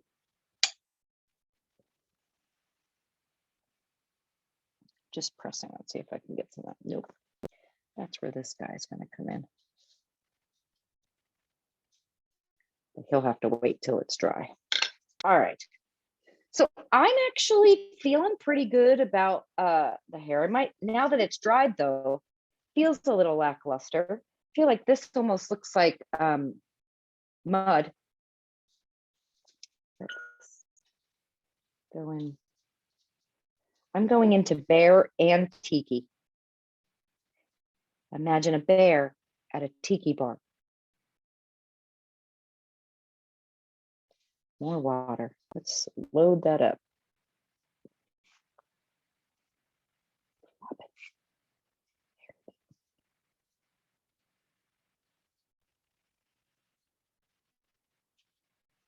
Oh yeah, that feels better.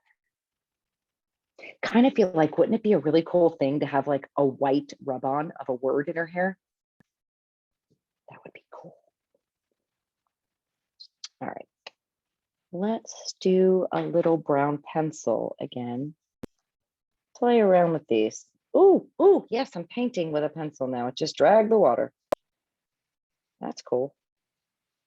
New technique.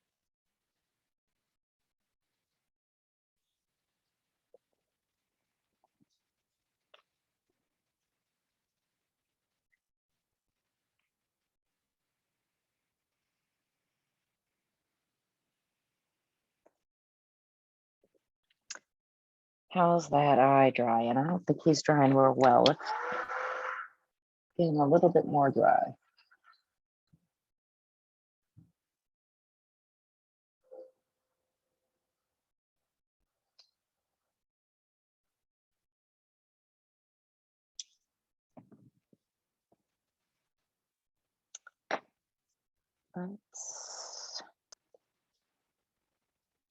I think we should give her some cobalt green eyes.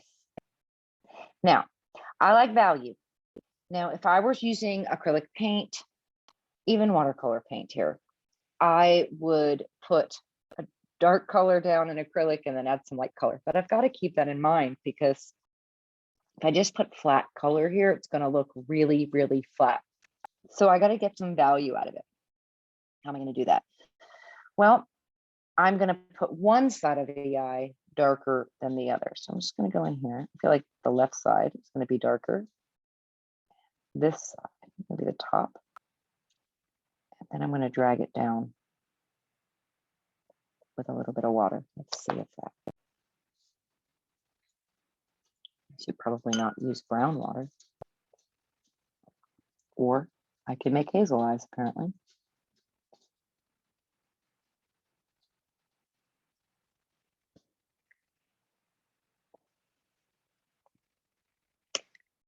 And I'm going to use the black again, because there is underneath your eyelid, it's dark.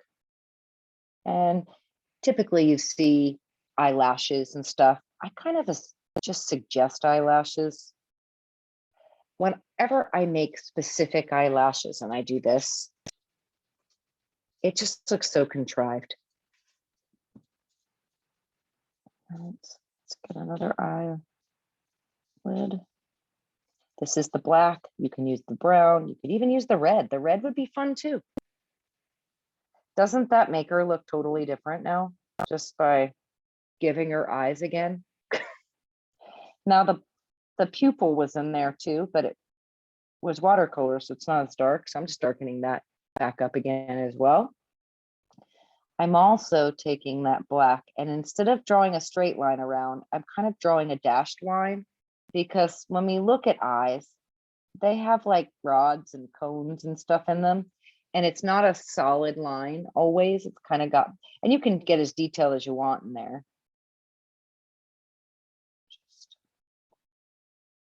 I like to just suggest. There's also a crease in her eye here. I'm only doing the left and right. I think if you do black, it's too solid, but I can do this brown in here. So this is just left and right of like the crease in your eye. Well, that one's kind of already done. Now, interestingly enough, and to look in the mirror, you will see this better. But if you look at your eye, and let's see if I can do it on Fred. If you look at your eye, it actually is brightest white where the bottom eyelid touches the eyeball. Your lashes actually grow beyond. So there's like the white part of your eye, like the top of your eyelid, and then your lashes grow below it. So most times people will draw eyes, right? And they make it dark down here. Well, yeah, of course, if they've got eyeliner on. But in real life, that eye at the bottom, the eye is there. Put my eyelid up here. There's a little space of light, and then it's dark. So we render that. Well, you can just leave a space. You can try to use the pencil. Everything is still wet on mine, so it's not necessarily showing up as well. Little. Or you can just leave a little space. Can you And zoom in just, on the eye, Donna? yeah, sorry, I forgot that I had zoomed out a second ago. Perfect. So there's a little space, like there's a little piece of meat, and I'm just drawing below it. And this is kind of like the tear duct coming up. This one again, leaving a little bit of space. That's too much space underneath there.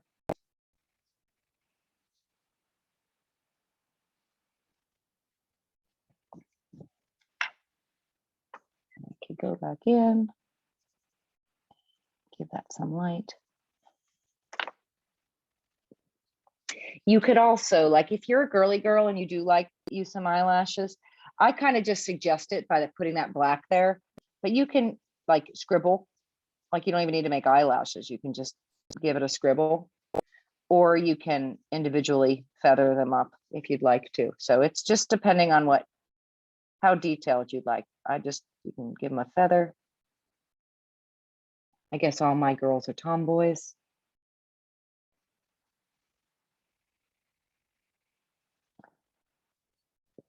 There's also like this nice pinky fleshy tear duct meat. I like to do something, weird every once in a while. Like, I know that this doesn't make sense. I call it the like surprise color, but like, let's just take this yellow orange. Yeah, I know it's not yellow orange, but it's nice to put a pop of a strange color that's not expected in that tear duct. Sometimes I use, it's not showing up crazy good. Sometimes I use chromium oxide green as a paint color just in the tear duct, just because it's fun. Maybe I'll try this other yellow. This one's just yellow. Let's see if that shows up. Yeah, just a little bit. Not showing up near as much as on the camera as it is in real life, but if I get closer, it will, right? I'm just kidding.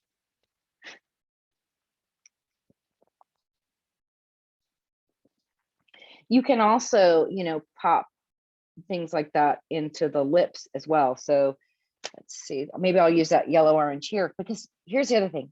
Yellow just screams light. So again, it's not a color, it's about value. Value is the lightness and darkness of a color. So if I have dark red and light red, or dark red and light yellow, or whatever it is, it doesn't matter, because as long as it is value correct,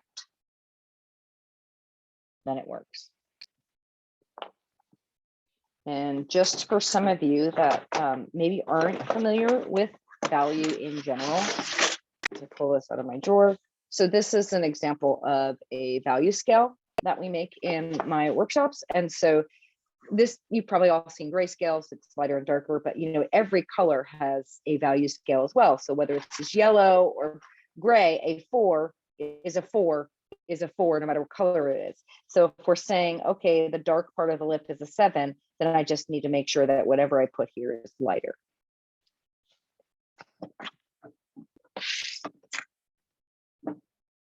How is everybody doing as far as getting to this point? If you're frustrated, I want to know. If you're not frustrated, I want to know. I'm going to play a little bit more, I think, back here. Let's go into Unite.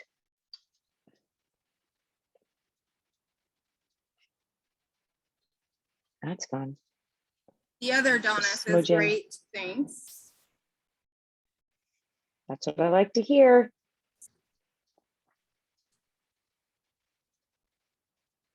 Again, smudgy. Michelle with your brush control. Hope you're doing okay. I do like angles. You'll notice that a lot of my marks are angular. I try not to, no matter what media I'm using, I try not to do this. I mean, sometimes it's necessary, curving. I try to brush more along the lines of mark, mark, mark, mark, mark, like trying to make it angular. And that's how I'm getting a lot of the stuff in the hair.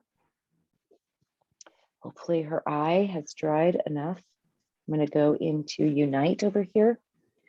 I kind of just want her to have at least a little bit of a somber look. That might be too much. More water. Maybe a dab.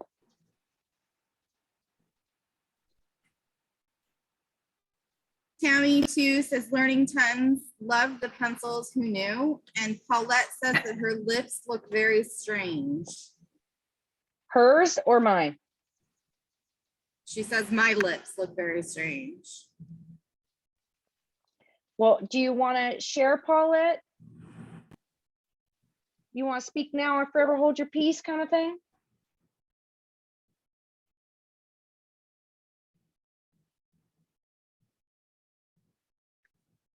I had to bring her nose back out.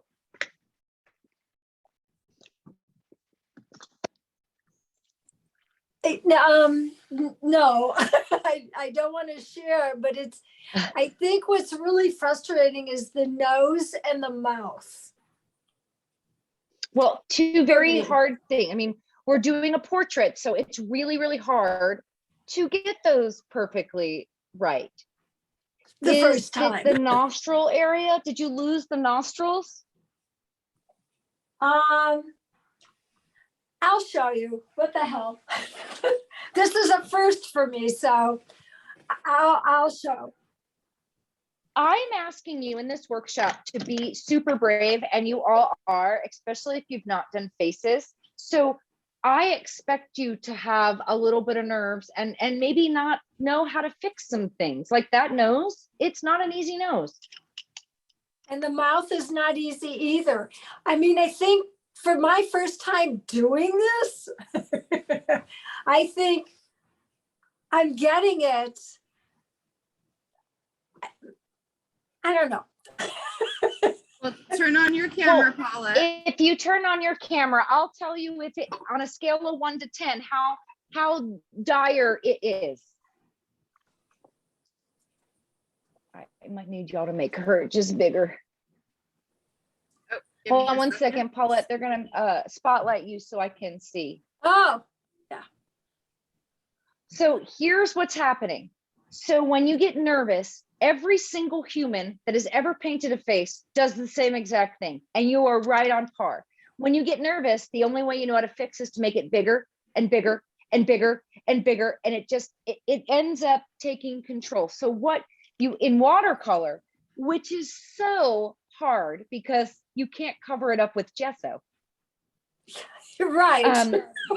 I like to work from the inside out and then the outside in.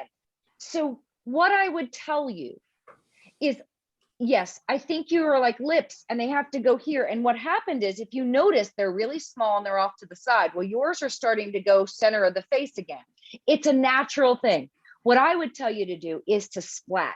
Like I would tell you to get a brush and just be like, bam, bam. And just like you're trying to make face and all I'm doing is coloring in. And that's the difference, like, because you haven't done it before. So this is actually really, really good. But now you're at the point of how do I fix it? Right. And so the reason why we did pencils and the oil pastels is maybe you need to come in with a flesh colored oil pastel and you need to reshape that lip.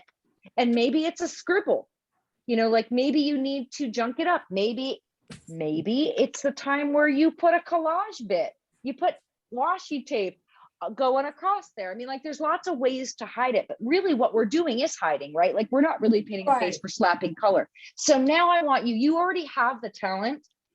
I know you can slap some color on there. You have painted.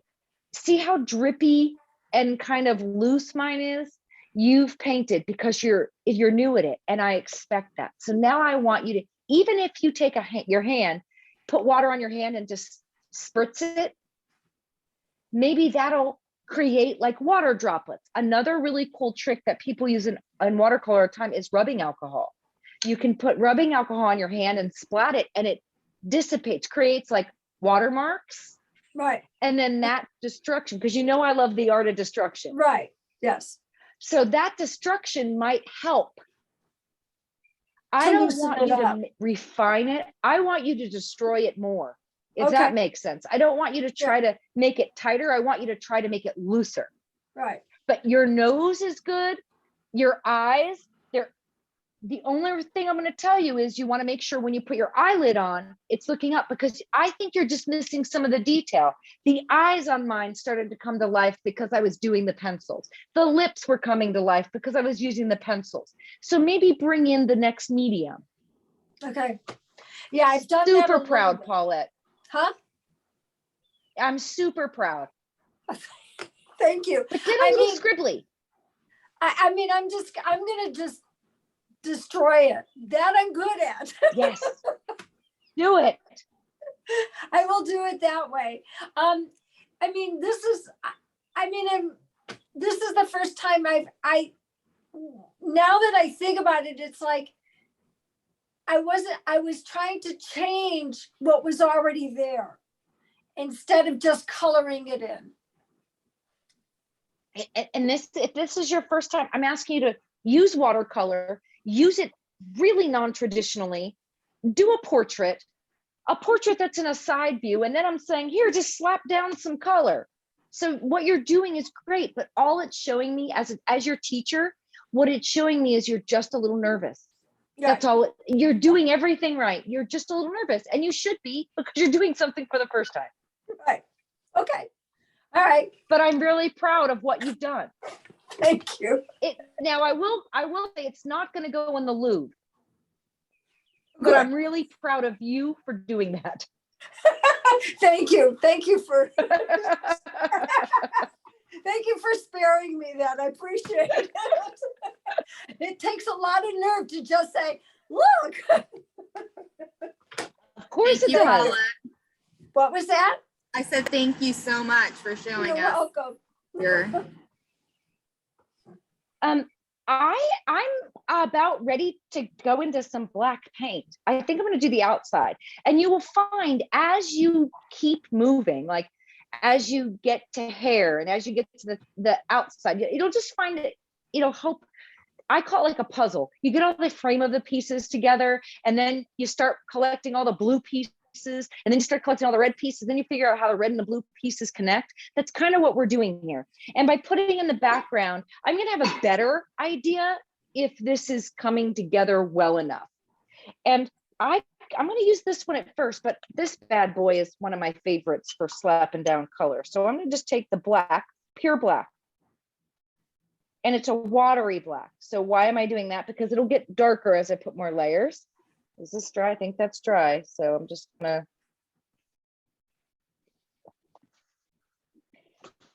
Now you can edit and shape things, but I kind of like just being loose too around here. I'm not going right up to the line. And I did all those extra smudges outside of the line too. This is my first pass. I can make edits the second time I go around. I'm going to keep a little space. I'm going to hold space for that tendril there. So I'm not covering over it. Still leaving some white space. I like the white space. You could pick any color. I'm sure most of you have something water-based even at your house if you decided like this is all well and good, Donna, but I will not do black. I think the black points to that, again, that beauty in the broken. There's something about black and mystery and sadness. You could also, let's just say you are a mixed media artist. This would be a great place to add text or stamps. And if you are going to take this and do that, black's harder to stamp on. So that might be a consideration. I'm going to paint in between these hairs here. Loosely, again, it's not precise.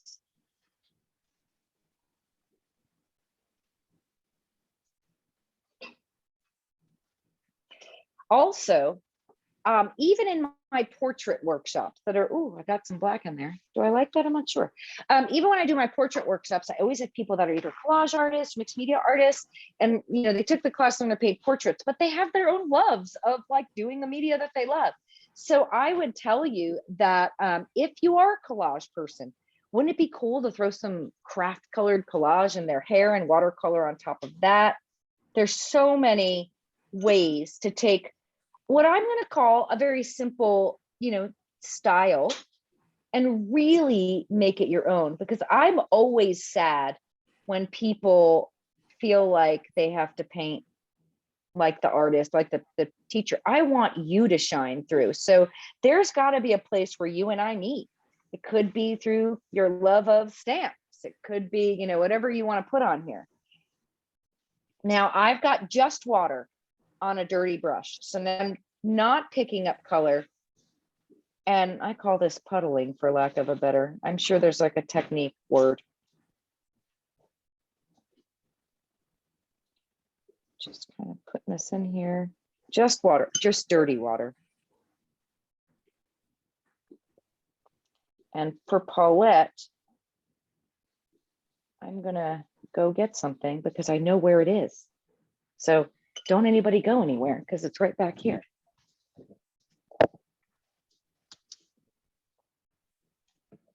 All right, Paulette, this is for you. Well, let's hope that this is not done in vain and I make a boob of myself, but I've got some rubbing alcohol. And so I'm just gonna put a little bit of it in my hands. And then I'm gonna, yeah, right? Stop it right now. That was exciting. Oh, look, she's got like a thought bubble coming out of her face. Might be fun to do that on her hair. So the way this works is that your paint has to be pretty wet to leave a good mark. Let's, yeah, oh, a little bit.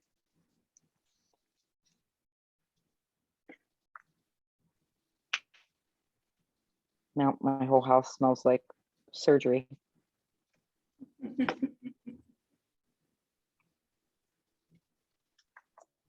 This is definitely a sterile page.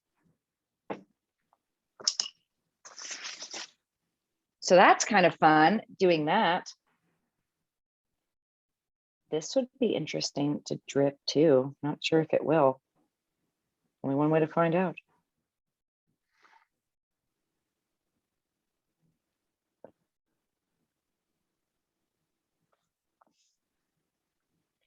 Might be better to drip it up.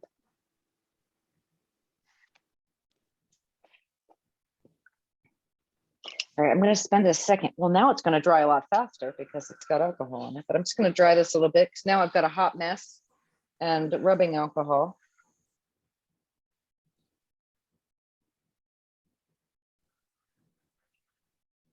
And really, if you're going to put oil pastel or pencil on here, it is, I know I've been doing it, the wrong way, but they do work better as mediums when the paint is not wet. Imagine that.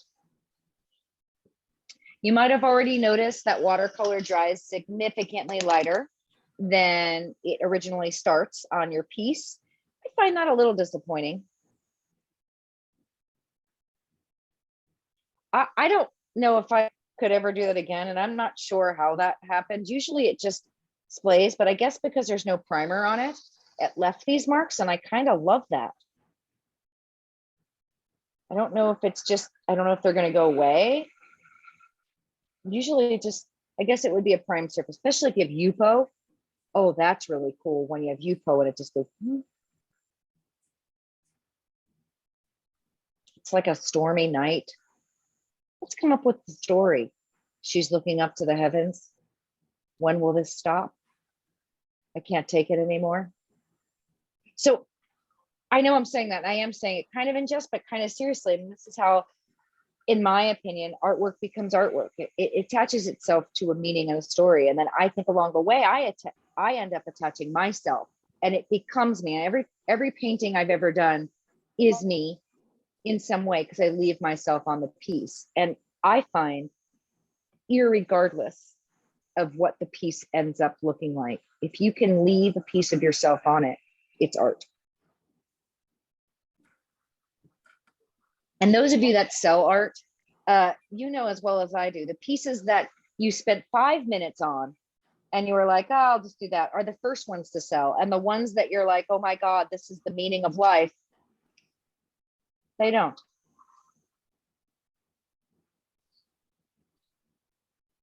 I think she's looking. I think she's drying. Let's see what happens when there's the alcohol back there.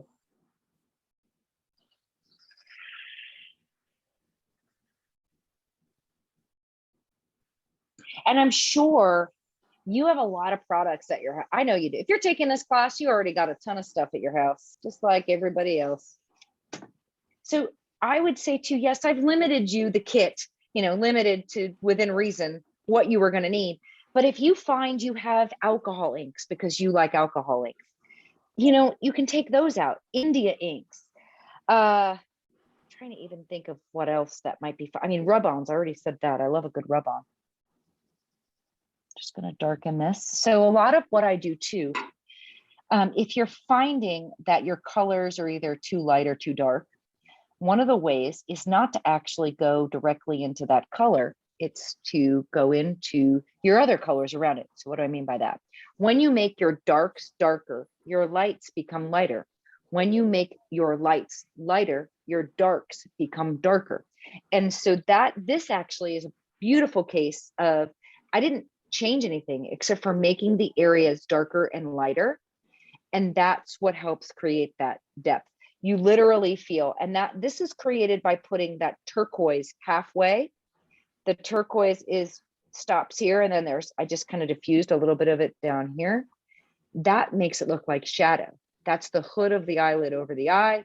That makes it not look flat. Again, this is that brown. I really thought I was using black. That's why it wasn't getting darker. Going into the areas that we know are the darkest on the body. We know that the nostrils are the darkest area on the face.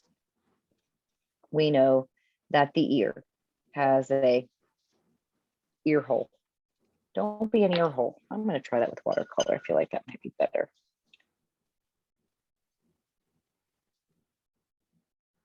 All right, we'll stay there.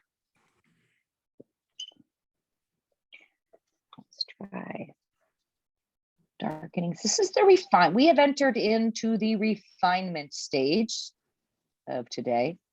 And what does that mean? Refinement to me means now I want to make it where I can walk away. And here's the question I always get asked. How do you know when you're done? My answer is always the same. When you lose the will to live, you are done. Because I know I could spend a lifetime overthinking and overworking a painting, but I don't need to do that. I've finally convinced myself that I can walk away when I'm just done with the feeling, with the emotion, with the moment, using the tools, when I'm hungry, whatever my reason is. Completion Linda- can be done when I've done. Linda Yes. Mills has a question. She said, how did you get the flesh tan color on the nose? What colors did you So use? Do you this, remember? yep. I'm gonna look through it, but I believe it was this cavern and a little bit of pink, and together the orange and the red, or the orange and the brown, the pink and the brown, made a little tan color, and it was super diluted.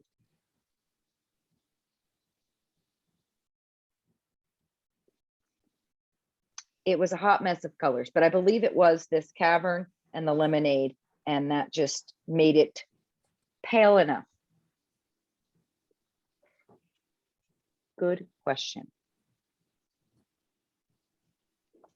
Michelle has to leave, but she wants to say thank you so much, Donna. See you next week.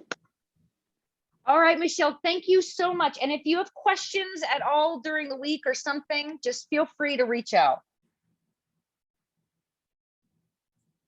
I know y'all get to see the replay, so I'm sure you won't need me, but if you do, this might have been a bad decision, but I did it anyway. Hate me some eyebrows, just hate them.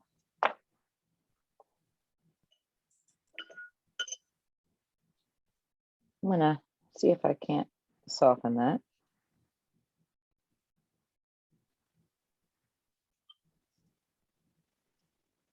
Again, I want my, oh, I like that mark too. What a weird mark that I like. I think it's the surprise of the marks that really inspire me, or just, I think sometimes it has to be with just taking the risk. Like, it should be, anybody taking the risk should be rewarded with like a mark, or just appreciating it. There's so much out there that, you know, people want to say it's the right way, it's the wrong way, it's this way, it's that way. It doesn't need to be. I really want you to go away, but you're not. So let's see if I can't pencil you away. Aha! And the magic pencil.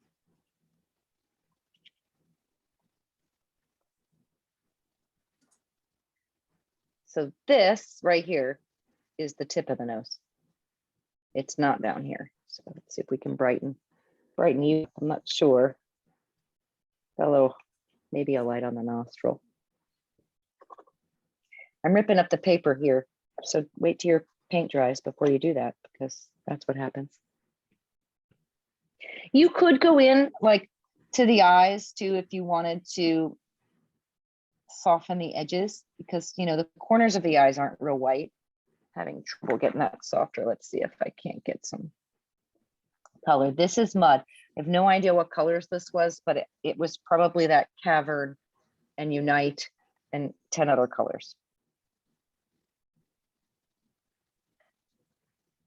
So by putting just that little bit of color in the corner of the eye, it tells the viewer that the eye is rounded, and that, you know, these eyes aren't flat, they're curved. And this curve, this shadow here, tells the viewer that that is further back. This also here, and then that one, but that one's tougher because it's so far away.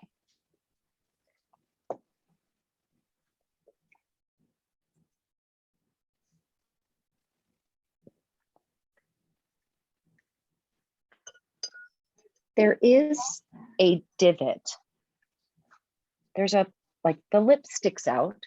So this lip and it's not one flat area. So I need to push this back. So I'm going to take some dark. I'm going to take that Unite and water, dirty water.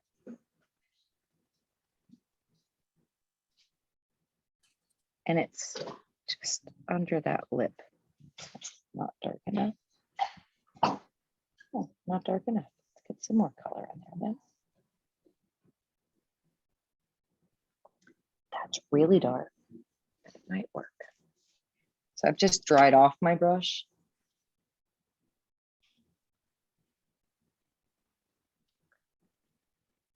And that now cast the shadow underneath the lip, and that should help the lip. So even Paulette, I know that your lips took a weird turn, but even by putting a shadow underneath the lip or by framing them, it could help them. Again, this is that other piece of the puzzle that you might need to help it make sense or to help it at least read correctly.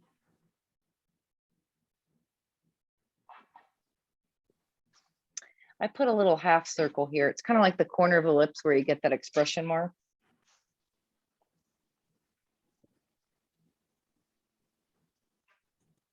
Be a shadow underneath here. I use that pencil, but it might be nice to see. Sometimes I don't always know how it's going to look, so take that little risk.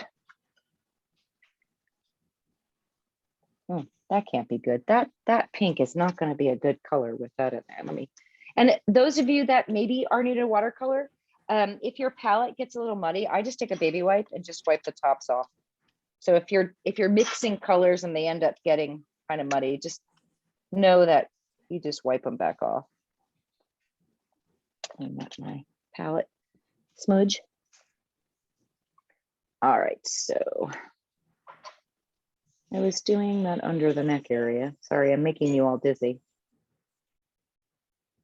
If it makes you feel any better, I'm dizzy too. All right, so this is dirty water. Maybe I should, I'm gonna go clean that. That's not gonna be pink.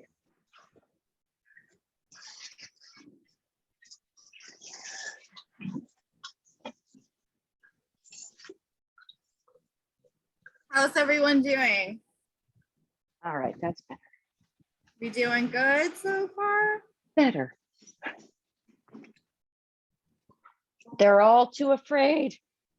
Right?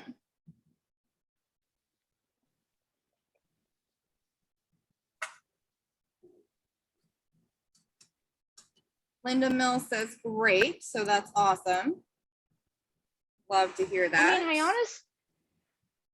I honestly feel like maybe the watercolor part of the day is done. I kind of like where this ended up. Okay, so this is how I like to use the oil pastels. Now, there is no right or wrong way to do this, but my thing is the texture.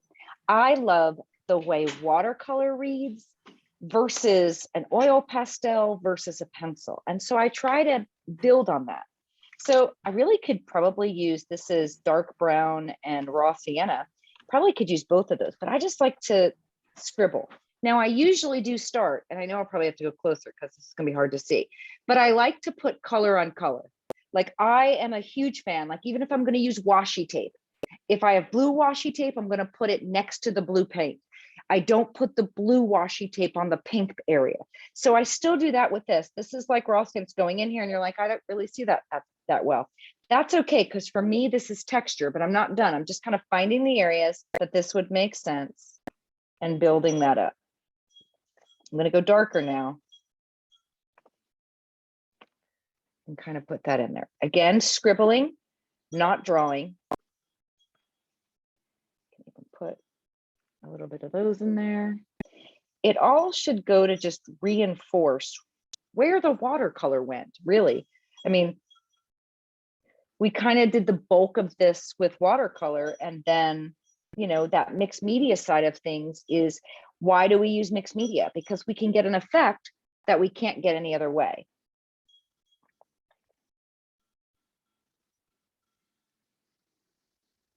And again, I'm pushing and pulling. By putting that dark line there, it should push that eye back into the head.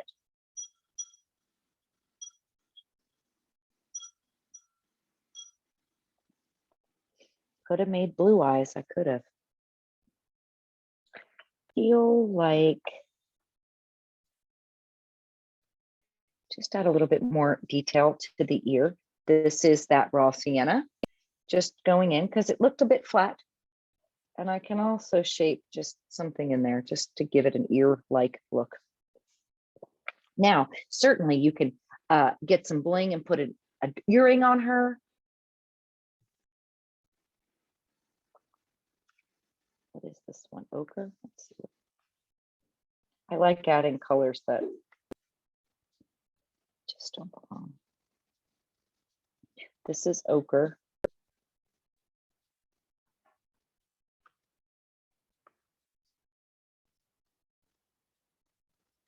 Just moving it around. Interesting that blonde hair is ochre. Could also write words, like wouldn't it be cool to write like freedom or something? Like I'm looking, like this spot right here, this is totally ad-libbed, but wouldn't it be cool if like to write something here? What do I want to write? This is a test.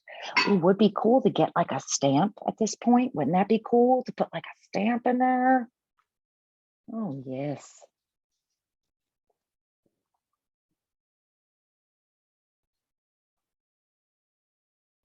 I feel like it should be a cursive word, don't you? All right, let me think of a good one.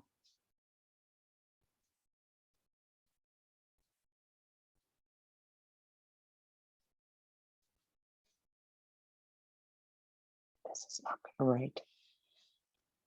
I wrote yes, but is it gonna write? Maybe it will.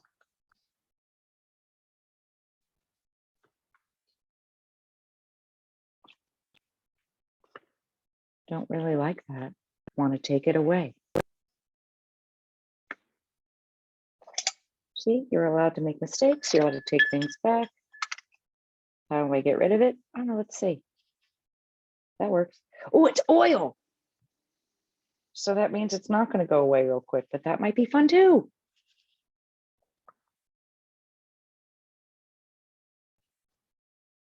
I love making surprise things. Kind of like this little white area back here. Doesn't that feel like something's happening over there? Like it.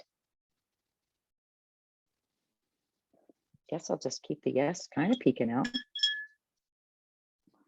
And let's get you some bear. We need to get some bear back in there.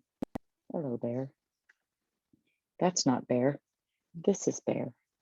Now I've got bear and tiki. Back to the tiki bear.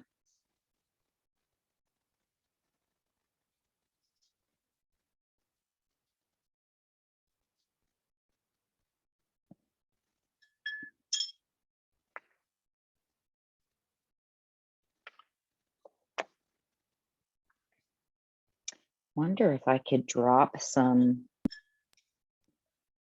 Oh, I wonder if I could do that. Will the brown run into the background? We're going to find out. Oh, that's really up close. There's her eye. Hello. That's creepy.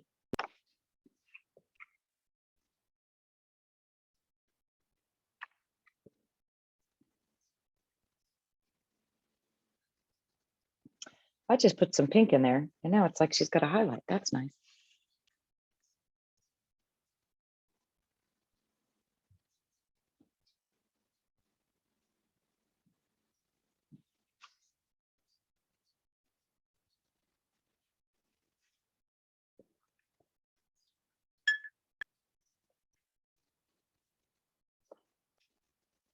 That's how you get rid of it.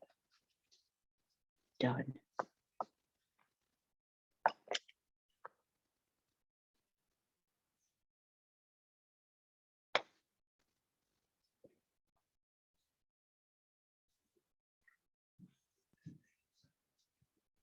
All right, so questions, concerns?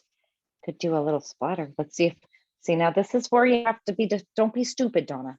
I was about to be stupid. Let's see if I can do some splatter, but don't splatter it on her face.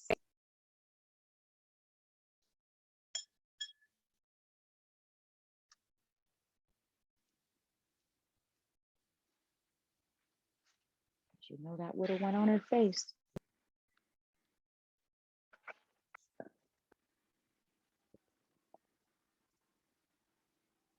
Oh, yes. Yes, please.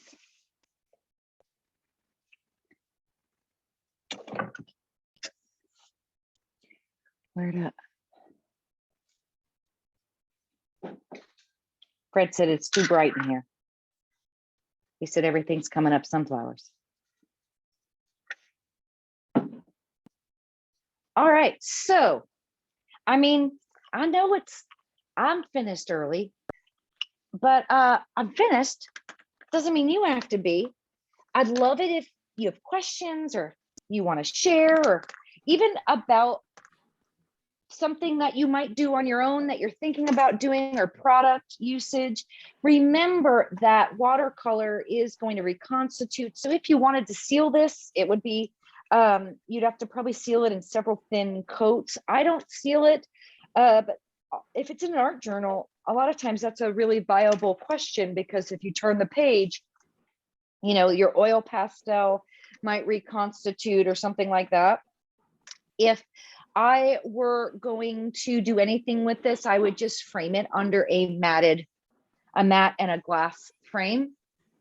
I just love what you did. I really learned a lot. I will splatter a little later, but she's a keeper. That makes me so happy. And I will say, it always makes me nervous to teach portraits, because you just never know if you're going to be having a good day or not. I think we tried a bunch of things that I really, really liked on her. And I'm so glad that you were willing to let me try with you. I'm going to darken as I was looking on the screen. Another really good thing too is take a picture of your work. You'll see a lot more differences in it if you take a picture. I have a benefit of seeing it on camera as I'm working, and that is actually quite helpful. But just keep that in mind too. If you're struggling with something, take a picture, and then you'll be able to see it clearer for like maybe what's sitting wrong with you or something. Still working on that shadow underneath her nose. It doesn't show up real well on the camera, but she needs something just a little bit darker underneath here.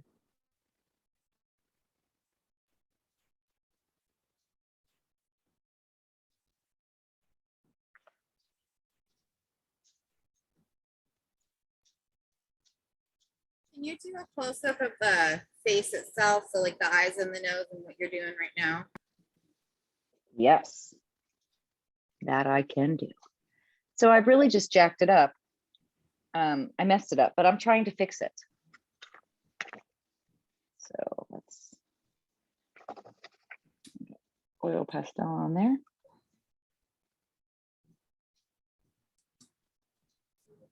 If you might oil pastel, I think tomorrow, does tomorrow have oil pastels in it? You mean next week? I'm sorry, next week. Yes. Next week does not. You have the liquid acrylics. The liquid acrylics, the liquid watercolor. Sorry. Yeah. I'm taking out, I know this wasn't in the thing, but I'm taking out some white paint. I have literally rubbed that pencil, let me show you, to the point where it's almost coming through. Like I've got a nubbin, I've got a zit. So I've got to change the media. So I know it wasn't a part of the class. Don't tell anybody. Don't use your watercolor brushes. I put a little white acrylic paint, Lucas brand. It's not fancy, just white. And I'm just gonna highlight this nose for what I can't do without it. Sometimes you just got to go in with what works.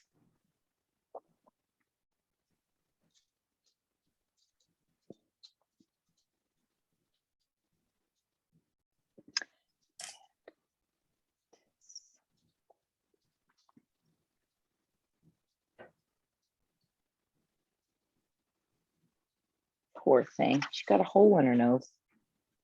Oh, I know what I'll do.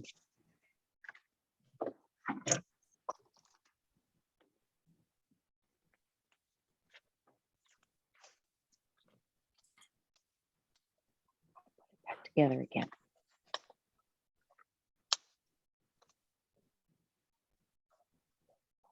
All right, that should help. Oh, now our nose is peeling.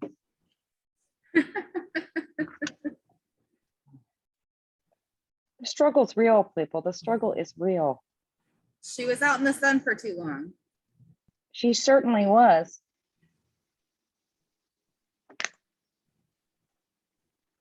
Or I've just dug a hole in her face. That's the kind of person I am. Just keep digging.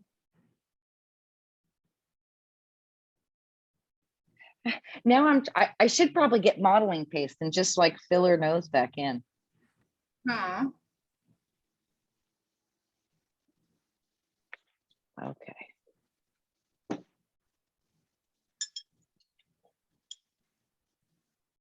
But feel free to ask questions as I'm performing, what's a nose job called? Rhinoplasty?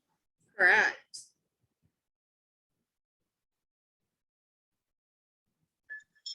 I'm just gathering up a little bit of there. How's everyone doing?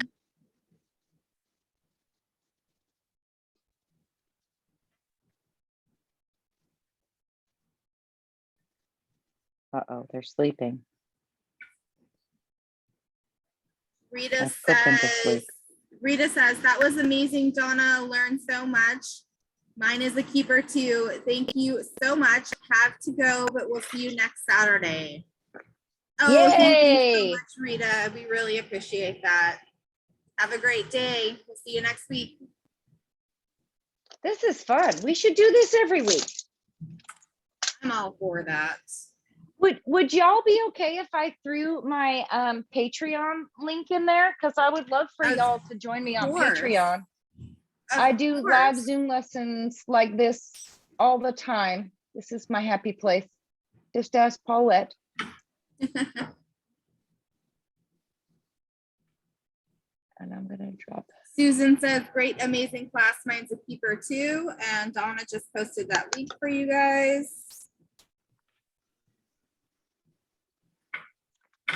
I don't like this mark, so I'm just gonna go like that.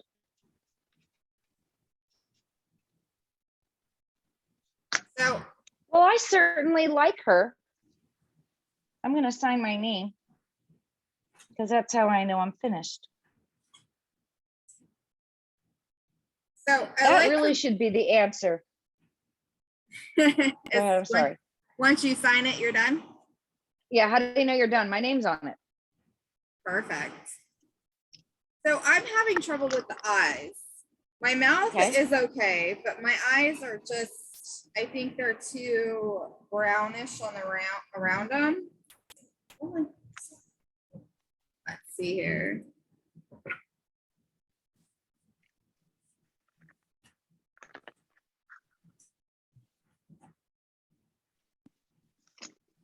Kind of reminds me of Pink Floyd.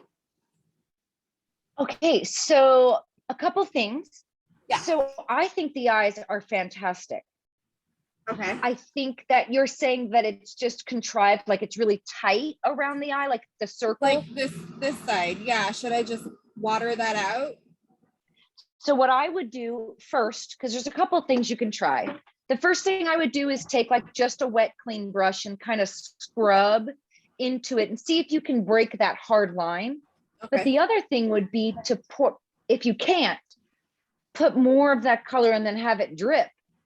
And then it will layer kind of like this. I don't know if you can see, I don't know what camera you might be, but you see how like there's a whole bunch of drippy droppy things in there. Like this is how I got rid of something similar to what you had. I kind of brushed into it and then I was just like, you know what, let me just run with it and layer and layer and layer. I ended up putting darker on there because the lighter, it was still showing through and the darker then diffused it. But if you do that, if you get, because it's scary, it's really scary to go dark. And I know everybody fears it. But if you do that, it helps to just get rid of that, because watercolor is not forgiving as far as removal. Yep. You could also, let me, if you put yourself bigger again, the other thing you can do is play with the eyelid. So if you, I'm sorry, I'm going back and forth on mine, but if you play with the eyelid, because you have a very flat eyelid, it almost looks like it's puffed out and reaches down. So if you give a crease in there and make it that it goes all the way around, you might have a better play on the space around the eye. Okay. Because I really love those lips. My God, that yellow in the highlight of those lips. Okay, that was all you. I just attempted. But I also want to say, I don't even know if you need to do a whole lot. I like the way the eye is. I think it would benefit from being more, because then you wouldn't be looking at it as just one thing. If you kind of puddled, you know, just different colors, even going back, can you see mine? Yes. So you see how that eye underneath just has a puddle of dark? Yeah. like, it's just like one, if I didn't have it there, it would just look like it had a donut around it. But just having that one little pile of dark, or even just a little bit of the dark above and below, Okay, it might Perfect. help. thank you.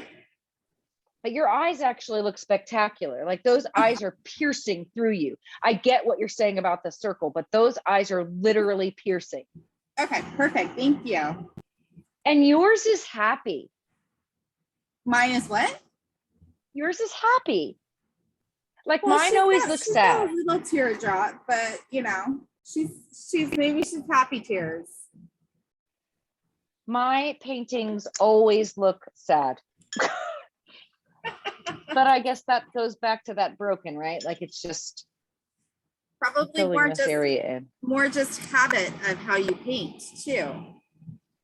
Yeah, I mean, it just is. And I think, like I say, I don't trust happy people. Maybe that's why like my artwork doesn't feel as good if it's smiling and sunshine and roses.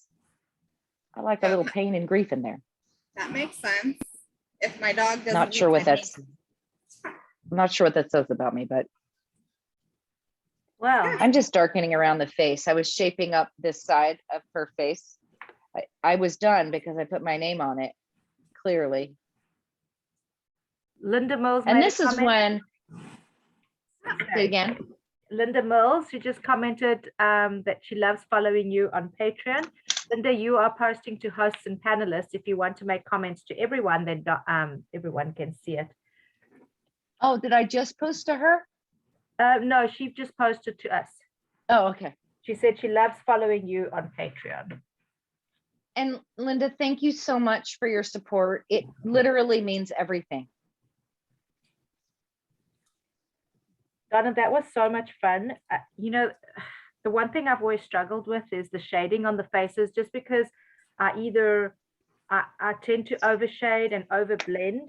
I did a little bit of that now, but I feel like I didn't do as much as I usually do. So I feel like, you know, definitely that whole loose brush and using loose strokes is a kind of a game changer. It really did change my life. And I want to also say, it is the hardest thing I've ever done to paint loose. Yeah. It is. You want to control people. Yes. People think it's easier to paint, you know, precise. No. Or harder to paint precise. It is harder to do this. I think it's taken me 10 years to learn to walk away from a mark that I didn't mean to put down. Yeah. Yeah. Well, mine is done. Can I see yours? I might need you to make you big. Okay, hold on. Okay. Thanks, Jamie. I got it. Wow. This is beautiful. She is. I definitely still overblended her. I struggle with that, but I feel like it's less than I would have usually done. I do like the sketchy and you know, the kind of sketchy loose outlining of things, and I like that part. But it's my painting is always a mess because I always overblend, and then it's always, you know. But yeah, I think she came out. Sandra, I want you to keep that up there because I just want to talk about it a minute because this is so good. And I know, yes, there was a drawing on there, but no two of our people are going to look exactly alike. And I love how you captured her eyes are longing. Like, I love that you saved. No, she doesn't. If she was stoned, she'd be laying back. I think that the space that you saved, like you held space for that white space, like you didn't paint there, but look at how beautifully it moves up her face. That was hard. It is in the right place all the way up her face. Yeah. And it does read as if she is reflective because you did that so well. That's hard for me to leave that white space because I want to paint it all.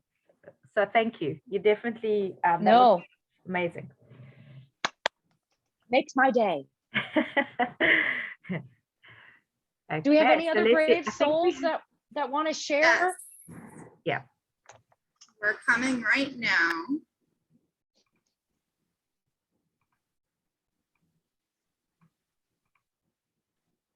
Are we going to continue? You happy to continue with the recording, right? Or do you want to pause? I think all of this is Oh, of helpful course. too. I think this is No, fine. of I think course. we're good. Okay, Jason and Nancy, you can go ahead and let me spotlight you. Wow. Oh Oh, my goodness. wow. Okay, so I want to stop and talk about this because the mood is totally changed just in the movement of her hair. Absolutely. Like she's windblown, she's in a storm, she's thinking. This is stunning. Look at the white space you left. This is beautiful. Look at that nose. Spectacular nose. I had a good teacher. Okay, I'll take it. I'll take it. Oh, and that ear, look at the ear coming through. That is beautiful. Yeah, you should be super proud. Thank you. I am. Yeah.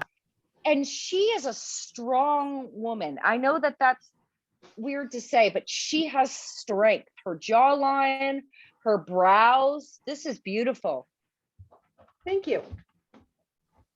Thank How you. did you Great put the job. white or the lighter highlight in the left side of her hair? Did you leave the space or did you draw it in? On this side? Yeah, you see there's light coming through. Is that because you left the space or did you draw it in with the pencil? That's the pencil. So good. Yeah. Thank you. Thank you. Wow.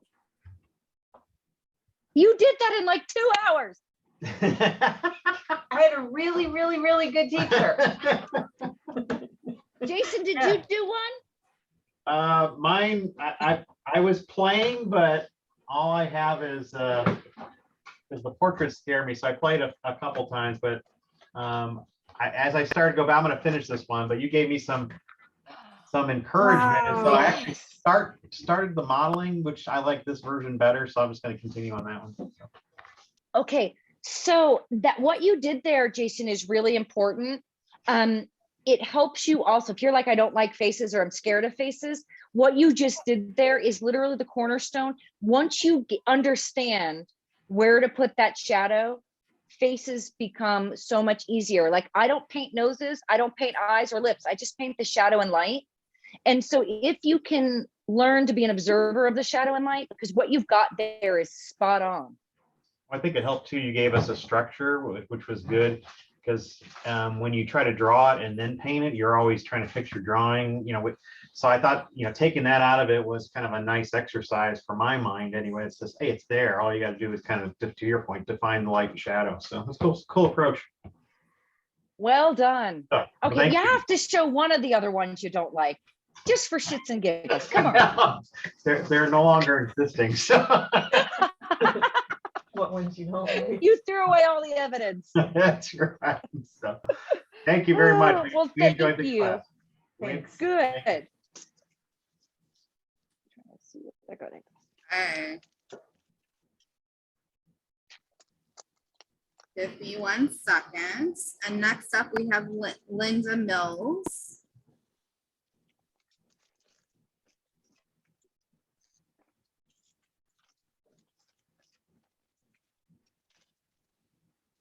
Okay, Linda, you can turn on your video and your microphone. And Linda, I don't know if I've told you this, but my maiden name was Bills. So I was Donna Bills. So I just love Linda Mills. M-I-L-L. I know. Does everybody say your first and last name all the time, like Linda Mills? Yes. Yeah, It's it's something easy. with it. I don't know why. I told my husband that's why I married him. He's Dave Mills. It was easy. And My you can spell it. My maiden name was Trisna, so I went for something easy. You sure did. Let's talk about the light and shadow on this, Linda. This is absolutely impactful. Thank you. It is as if the moon is like shining on her. I love it. Thanks. How did it feel? great. You know, I followed along. You have the one, I think it's posted on your Patreon, the watercolor one. And I've Yeah. done it like 3 times. So I was so excited to do this and actually hear again, step by step, how you achieved it and be able to ask questions. It was great. There is not one thing I would point out to say, Well, see her brow. touch. I mean, it ran. Mine so looks, this brow ran over there, but it's okay. mine looks exactly the same way. I have the same thing on mine. But you know, it's really interesting though, because that's how a shadow would fall. Like, I think it all lends itself to the shadowing. Like, yes, okay, it wasn't something you were like, I'm putting the shadow here, but it totally Right. works. It ended up there. Love it. Thank you. And that one shoulder being highlighted down there is spectacular too. Almost creates a triangle upper face. Yeah.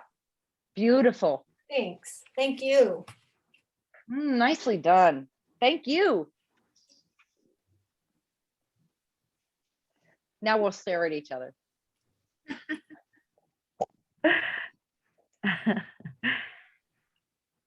Is there anybody else who would like to show their work? If you do, just please either let us know on the chat or raise your hand. Don't be scared. Okay, just be a little scared. Just a little scared.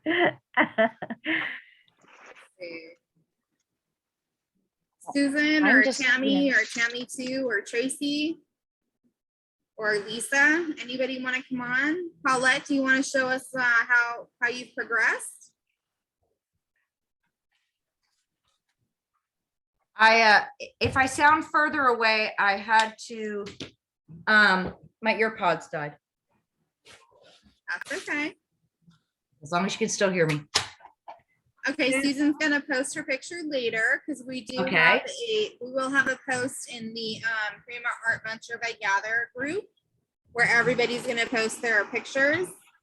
Yes. So that's totally fine. Does anybody else want to get any help or have any questions about their pictures? And as you're thinking, I just want to say, I am so impressed. I know I didn't see everybody's, but the ones that I saw, everybody did exactly as I asked. And that's the most important thing. It tells me that you were trying something new and you were listening, and you know, you didn't go rogue, because all of us come to these types of things with our own habits, our own movements that we end up going back to. And I feel like authentically everybody took the leap of faith and was vulnerable for this. I just want to applaud you, because what we did today was not easy. It was difficult. It was abstract. And so I just want to thank you for being patient enough to go with the whole flow of things, to trust me. So I just want to say that Tracy said that she's sorry to have missed it. She has COVID, and she wasn't able to rally. It looks like it was recorded. Will I be able to watch the recording? Yes, yes, yes. Please give us about a week to get the video downloaded and uploaded in the correct format for you. And then it will be on Donna's classroom page, exactly where your launch button was. Okay. And then Susan says, I really enjoyed this class so much and I'm very happy with my work, although I'm sure my shading is off. Nonetheless, love it. I love it. Thank you, Donna, for looking forward to the next class. And Tracy says, thank you so much. I was really looking forward to it. Well, don't worry, Tracy. It is recorded and it will be up, like I said, hopefully within a week. And we will go ahead and post when all the recordings come up online. We will post in the Prima ArtVenture by Gather group and on Facebook. Say that again twice. I don't think I've had enough caffeine today. I really enjoyed your thoughts about the Baileys and coffee, let me tell you. Yes. Well, you know, it's 7:17 here, so it's clearly drinking time. Obviously. For sure. It's a good idea. Got my water though. And Renee says, thank you so much. Love this format. Looking forward to next week. And Susan says, thanks, Jamie and Sandra. Oh, you're so sweet. Thank you guys. You're welcome, Susan. I do want to say before I stop the recording, a big thank you to Donna Downey for this amazing, amazing portrait class. I don't do portraits and it turned out even better than I expected, as I'm sure everybody else did. Everybody's work. Thanks for moderating because that is so difficult. So thank you. Anytime. You're easy luckily, to moderate for. Yeah. Luckily, we work really well together. So we've learned to play off each other pretty well. So thank you from all of us at Gather and Prima for teaching this amazing class. And we can't wait to see you until next week. And I'm going to. Yeah, let's do this again next week. Absolutely. All of you should come. And more. Yes. Thanks, guys. Thank you